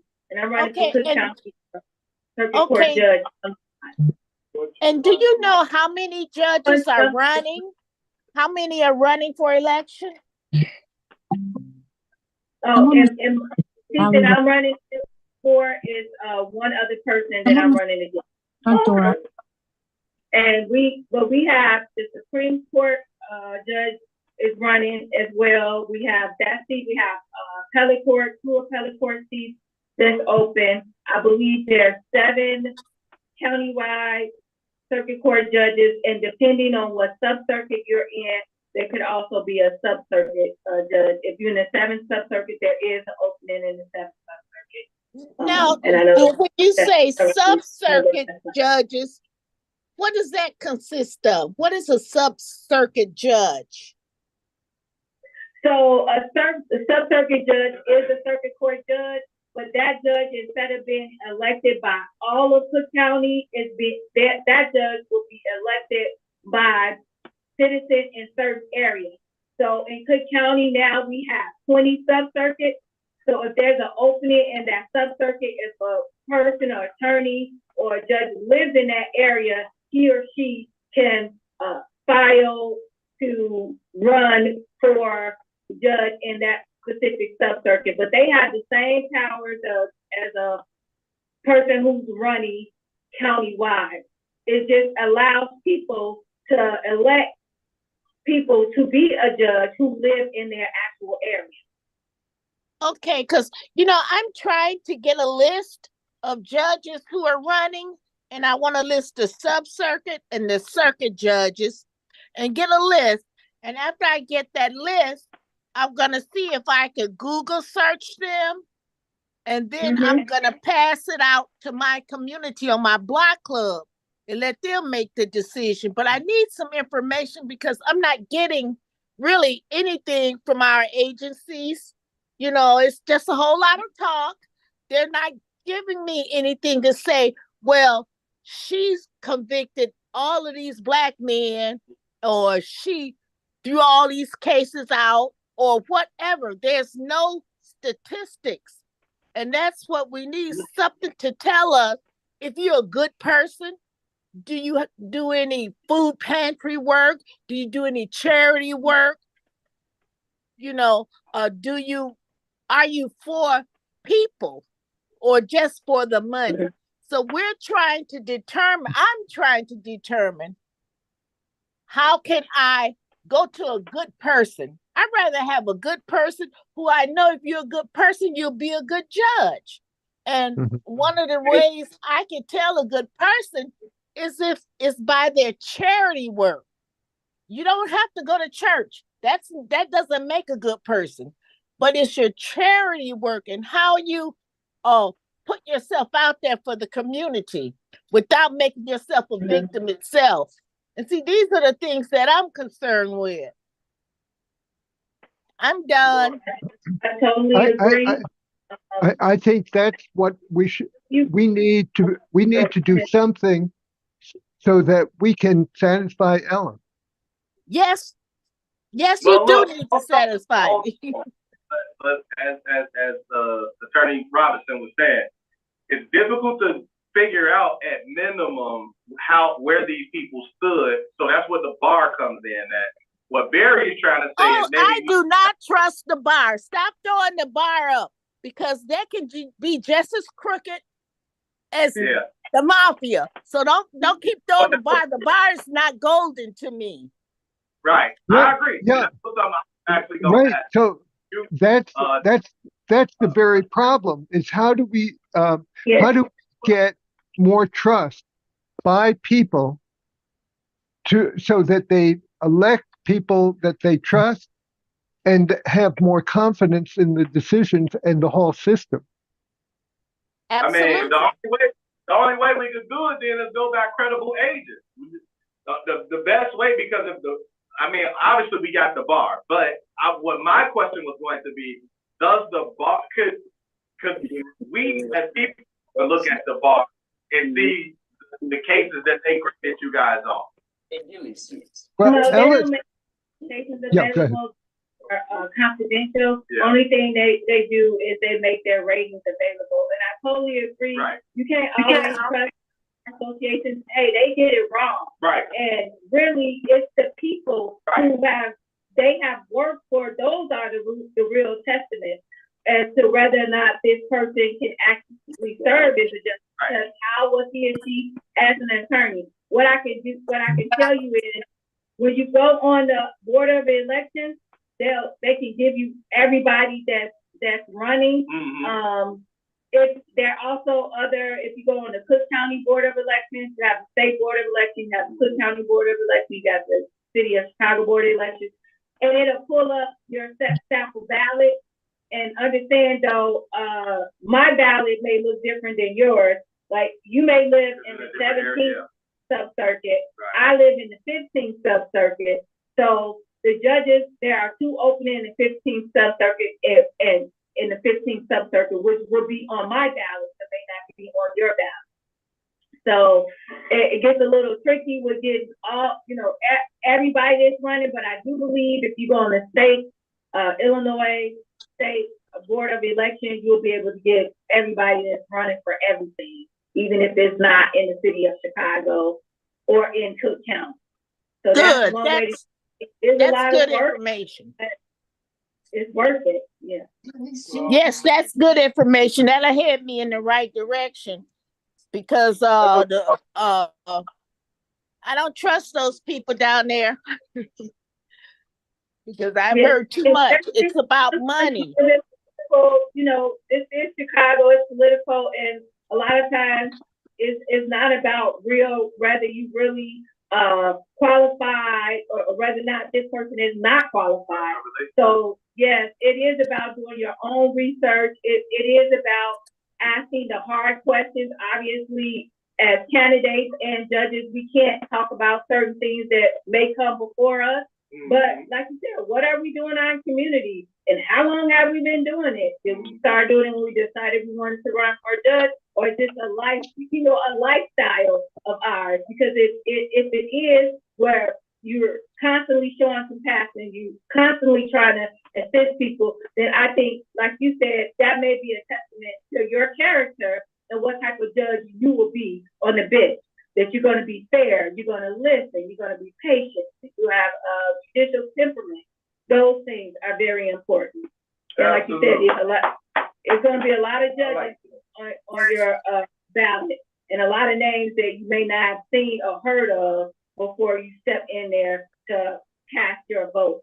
So it is very important. That's why people like myself and other people who are running are trying to get out there, especially if you're running countywide, because you want as many people as possible to have had an opportunity to hear your name and to Google you and to, get a sense of the type of person you are so they can be very informed voters. Right. Thank you. That's what we need. That's what we need, because the board does not give you that information. And I think it's all about money. That's my feeling. Because the board, every time I go to them with a question or something, they're never able to help me or give me any insight. So I think they're worthless. Gotta do your Google, man. Arnold, you had something? Well, I was just gonna say, good evening, Attorney Chelsea Robinson. Welcome, Arnold, with the coalition. We did endorse your candidacy. Thank you so much. And Ms. Houston, I would just like the information for both of you as well. Our slate will be in the community papers of North Lawndale as well as Austin, which will be about 40,000 in circulation in the closing days of this campaign. So your name will be in those papers throughout a geographical huge area, south and west side and north side of Chicago. So they pick up a copy of those community papers, they'll see your name, and prayerfully and hopefully they'll punch your number. And Ms. Houston, I'll ask Steve to text you our slate, and we're gonna do some things also to get the word out about, in this case, Ms. Okay. Robinson. Will that be soon? Because I want to get the letter out to my people on my block this week, because I don't want to. He's gonna text you right now, and we're gonna text you also the slate, Ms. Robinson, and it'll be in circulation tomorrow. And Arnold, text me too, please. And I think that's another thing we should do. We should just push these slates through texts, through emails, the whole nine. I'm gonna get it out. Through all, like Barry said, we need to use our network, and we build our net. I'm affiliated with almost 10 different groups. We gotta use our DeAndre. You got a bunch of groups you're affiliated. Arnold, we need to use our network. And we need to get a consolidated list of all the endorsements of the various groups. And so instead of the coalition just sending out the coalition's endorsements, the endorsements that the coalition sends would include NAACP, the Poor People's endorsements, and all the other endorsements. So Ella and other people could get a sense of a lot of different organizations and ways of hearing things, all get thrown into the pot. If they ain't the coalition, they don't matter, man. We don't care about that. We gotta pat ourselves on the back, man.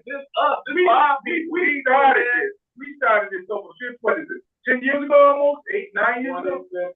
2015, and it came out of the election of Chris Taliaferro, alderman, and the various groups on the west side came together that really didn't like to be together, and we created the coalition.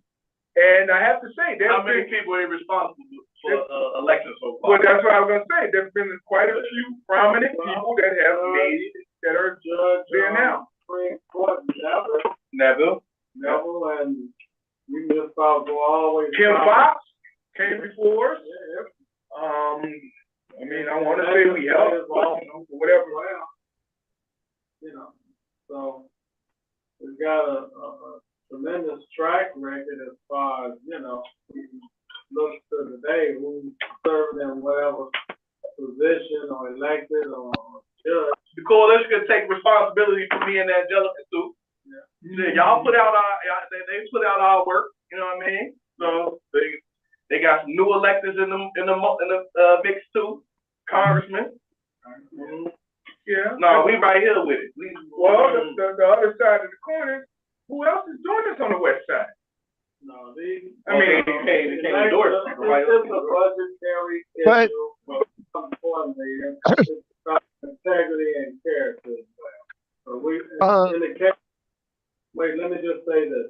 In the case of Attorney Chelsea Robinson, when we set up the whole form, don't expect just grab no disrespect because for that position, a janitor, to ask and involve them in a form. So we want people who are in the legal environment, that they have these relations already established, that they will feel that this is something credible that they should attend and be involved in, and then address the people's questions and concerns as well as giving a care about it. So, I don't have it. to Ms. Robinson's credit, she comes before the coalition and individuals like what she heard. No disrespect to the Cook County Democratic Party or any other party, but it's about the people. So. And again, Barry, to your point of having an NAACP, I mean, those are independent bodies like the coalition, and respectfully speaking, I just don't see where they would want to just live like at your front door. Market, all the meetings, what this will sell funds, because it's all me, it's all politics.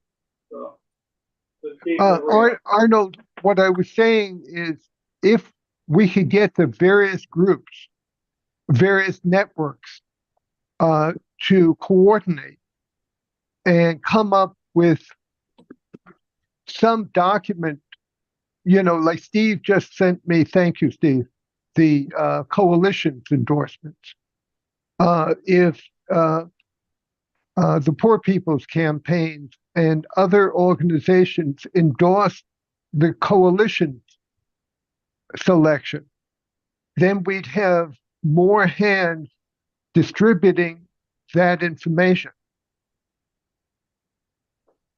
Well, but let me just say this, and I don't want to take any more time from Attorney Chelsea Robinson, what she wants to convey to us. But the coalition, Barry, are individuals who come together wearing many hats and many other organizations, not to lose any identity with their, independent organizations. So when we formed and come together and structured it as a legal political action committee, that was taking into account that at your front these members, the membership, reflect their views and concerns.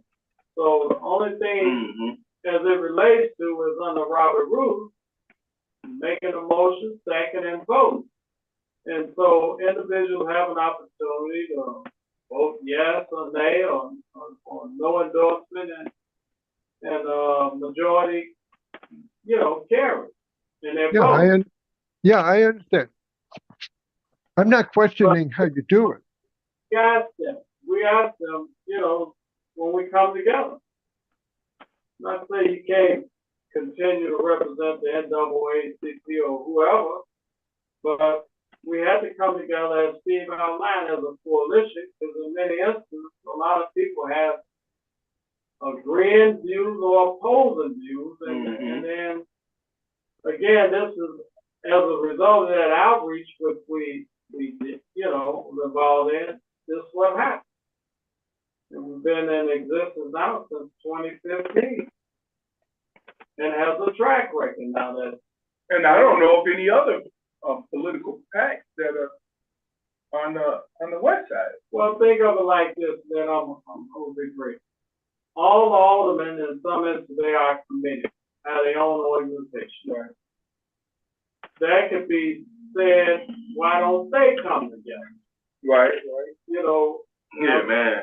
As much as organization like was formed, what we was involved in. So that's all I had to say on that. We'll talk about it off the again. I think, in other words, what Arnold's trying to say is, if it's done by one group, just take the information and do what you will with it, as long as it's in the right direction.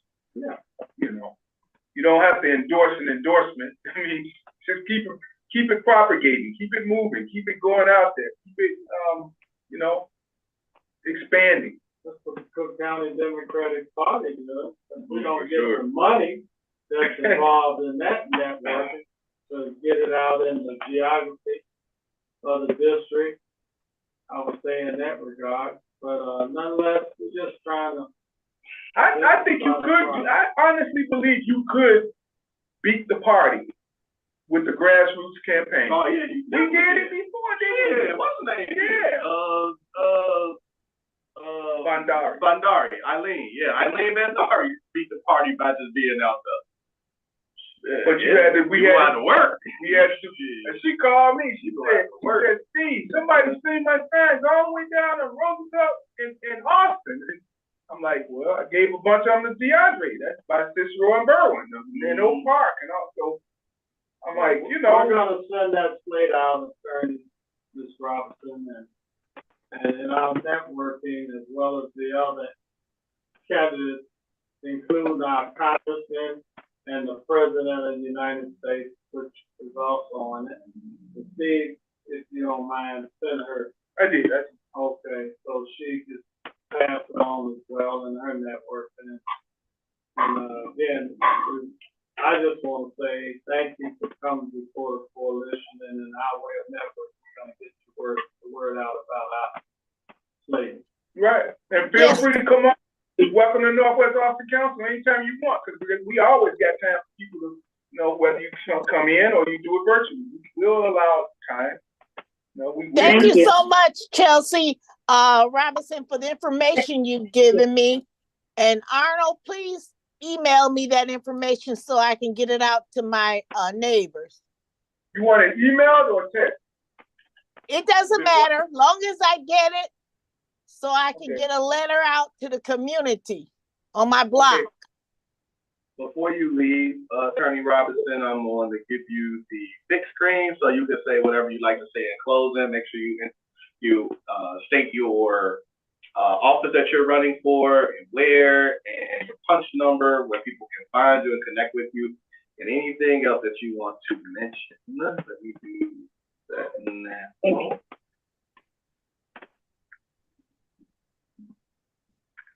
Okay. Thank you so much. Thank you again to the coalition for your endorsement. Thank you for the opportunity to speak to everyone, to get my candidacy out there. My name is Chelsea R. Robinson, and I am running for Cook County Circuit Court Judge countywide. I have over 27 years of experience. I do criminal and civil litigation. I have had the opportunity and the pleasure of helping people with expungement for over 17 years. I have had the opportunity and the pleasure to start a mentoring program with my husband in the Juvenile Detention Center. I have been the attorney for the Judge Mathis Show for over 19 years. I understand the importance for us to have judges on the bench from the community and for the community.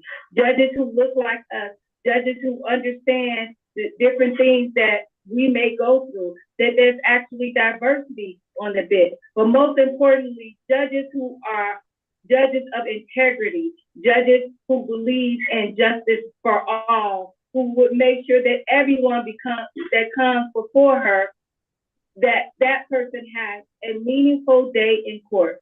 I'm asking for your vote on March 19th. Early voting has already started. If justice is important to you, if integrity is important to you, push 142 for Chelsea Robinson. I am the judge for you. Thank you. All right. All right, thank you, Attorney Robinson. Good luck and sending blessings to a successful campaign. Absolutely. Thank you so much, and thank you again for your time. Thank you. Thank you. All right. All right, y'all. We right up at the top of the hour, so if y'all would like to, we gonna start going around the room and listening to everyone. Final thoughts and takeaways, and then we're gonna wrap it on up. So, see who we got on here. Miss J. Miss Jacobs. She's there. Oh. What happened, Miss Jacobs? You missed the part where we actually gave you some accolades for your award that you received this Friday. Jacobs. So are you there, Miss Jacobs? Jacob. Okay. Go to the next. How about you? Was that Clay? Clay, you there?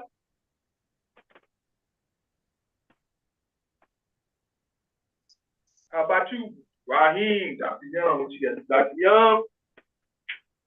Great show tonight, fellas. Very informative. Keep up the great work. Thank you, sir. Appreciate that. Tiny?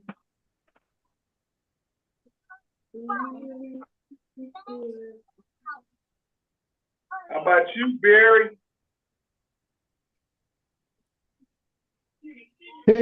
Hey guys. Really enjoyed the show and would like to continue the Time Exchanges meeting this Friday morning. Is that right? Sounds like a plan. How about you, Miss? Well, you already said something, Miss Houston. How about you, Venus? Is Venus? Well, iPhone? Did you not hear me, guys? Yeah, no. Hello? Yeah. Steve, yeah. Okay, yeah. Yeah, you heard you. Steve said, oh, yeah, we'll see you Friday. Yeah, oh, okay. The reason I'm mentioning that is because my hope is that we'll continue the conversation about how we can get out the coalition's endorsement and network, have networks help each other. okay. All right. Okay, thanks. That's gonna be that 22nd, ain't it? The 15th, March 15th. Okay. Yeah, you good, right? Yeah. Okay. Who else is on there? That's it. Let's start winding down. Let me just chime in. Somebody iPhone? Yeah, they ain't saying that. Let me chime in. I just want to say it was a great show based on the fact that we did look at things from a judicial point of view and we looked at it from a law enforcement point of view. We had a candidate that actually was looking at running for state rep, and they actually do the legislative part of creating laws and bills or what have you. And then we had someone here that was actually looking at the judicial part. So good show in my mind. And Arnold? Yeah, I just want to thank everyone for a tremendous turnout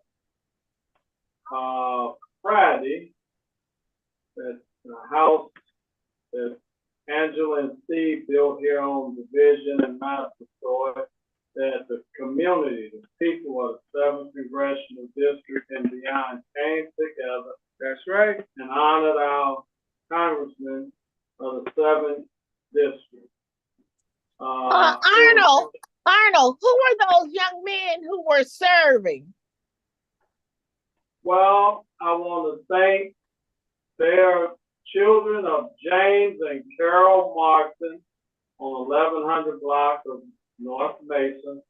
Those were her young men, family young men, I said respectfully. And again, I can't thank the committee that was involved in us coming together, not my fundraiser, but the people's campaign fundraiser. A ton of money was raised.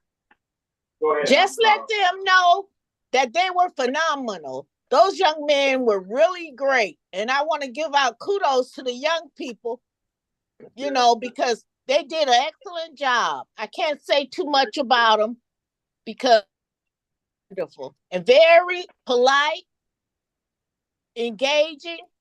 They were very good. So just let Carol and her family know I appreciate them and thank them very much. As they say, in order to see it, you must see it. And again, it was such a beautiful occasion, and the environment was just great. DeAndre and his family, my niece, right? Oh, yeah. DeAndre? Yeah. There. I tried to get up for some winning raffle tickets. But anyway, I just want to thank everyone and the congressman on behalf of the congressman as well. He would like to say thank you as well. 2, please pick up the next copies or editions of the Austin Voice and the North Lawndale Community News. That's going to have our slating in it. Ms. Houston, you can ask the people to look for any retail establishments or organizations there have 20 or 50 of them. If you want to pass them around on the block, we have a half a page of that slate, which includes. Okay, when does that come out? Tomorrow. They'll be out tomorrow. And lastly,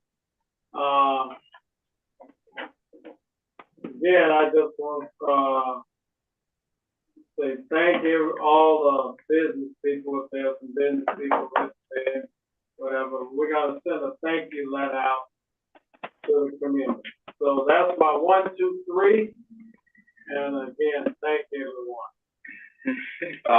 Earlier today, saw the congressman actually, because he was at this suffragist event for Ida B. Wells. They were celebrating a lot of the women in the community that are still keeping up the fight and helping us work through the struggle. And so quite a few people that we all know were honored. Crystal Gardner was honored. Artenise Myrick was honored. Robbie Wilkinson's wife, I'm sorry for forgetting her name. I do remember the last name, Wilkinson, of course, but she was honored. Anjanette Young was honored. Miss Brenetta Howell Barrett was honored. Along with a whole host of other people. I'm not gonna. What's the Vanessa Stokes was honored. And a bunch of other women. I definitely won't remember everybody's names and things like that, but it was a great time really honoring the women in the community. And I thought, man, I ain't trying to be selfish, but I said this before, but now that I'll have the time, because maybe by the 22nd, it was supposed to be the 15th, but I'm kind of playing around, so it's on me. But maybe by the 22nd, I believe I'll be defending my dissertation, meaning I'll be done with this PhD journey. But that said, I will have more time available. And I told Steve about this a few years ago. So I'm putting it out there in the airwaves, and I'm going to start calling on some men in the community to help me with this. We're going to form us a little committee. We're going to do it this year, though. We're going to get all the brothers dressed up in suits, and we're going to march to a location, and we're going to have us a little celebration of the men that make this thing go round. I know, we live in the patriarchal society, and we always honoring men, but you know what? We're going to do it one more time, and we're going to look good doing it. So we're going to make that happen this year because we're going to have a little bit more time. So I'm going to definitely start reaching out to some folks to get y'all involved with that. And all we're going to do is put our suits on, and we're going to march from one location to the other looking all good and spiffy. then we're gonna have us some lunch or something. You know what I'm saying? Because we gotta do stuff like that to really show folks that we on timing. We standing on business. Before that though, Diana, are you still there?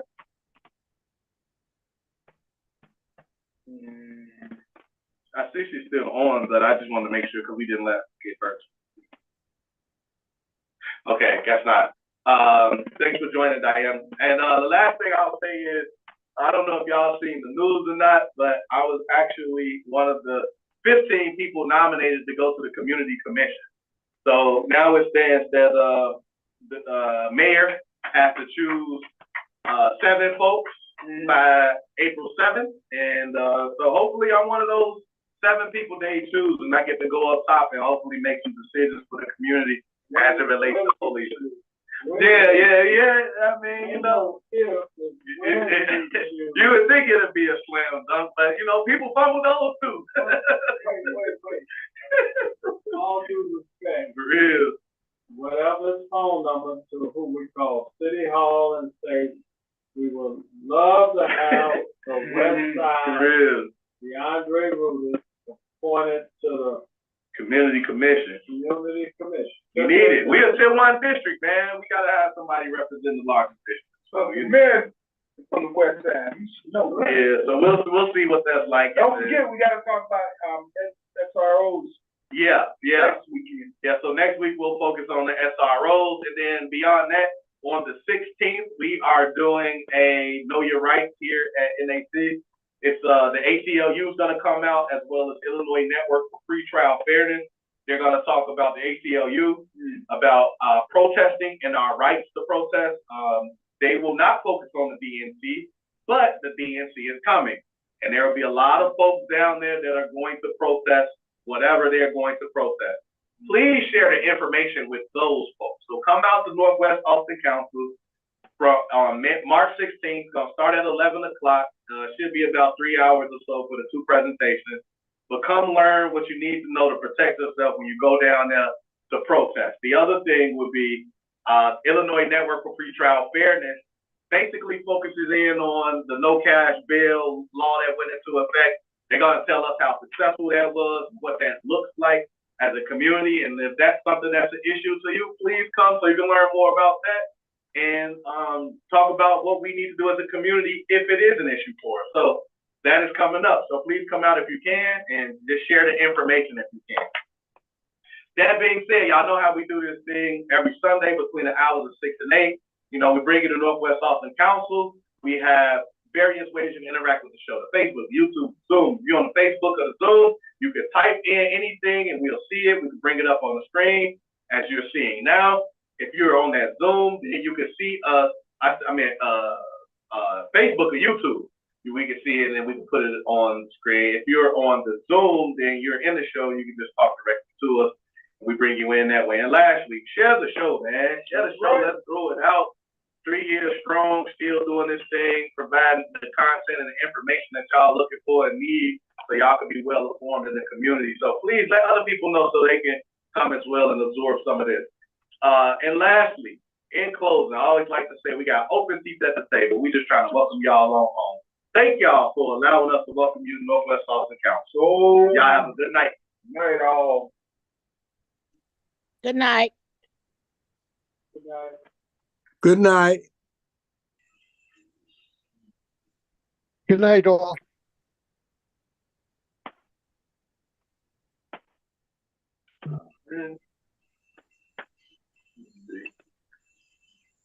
Somebody, the slave coming out and all. I got a thing that said the injustice watch provides judges. You can download this. Sounds like a plan to me.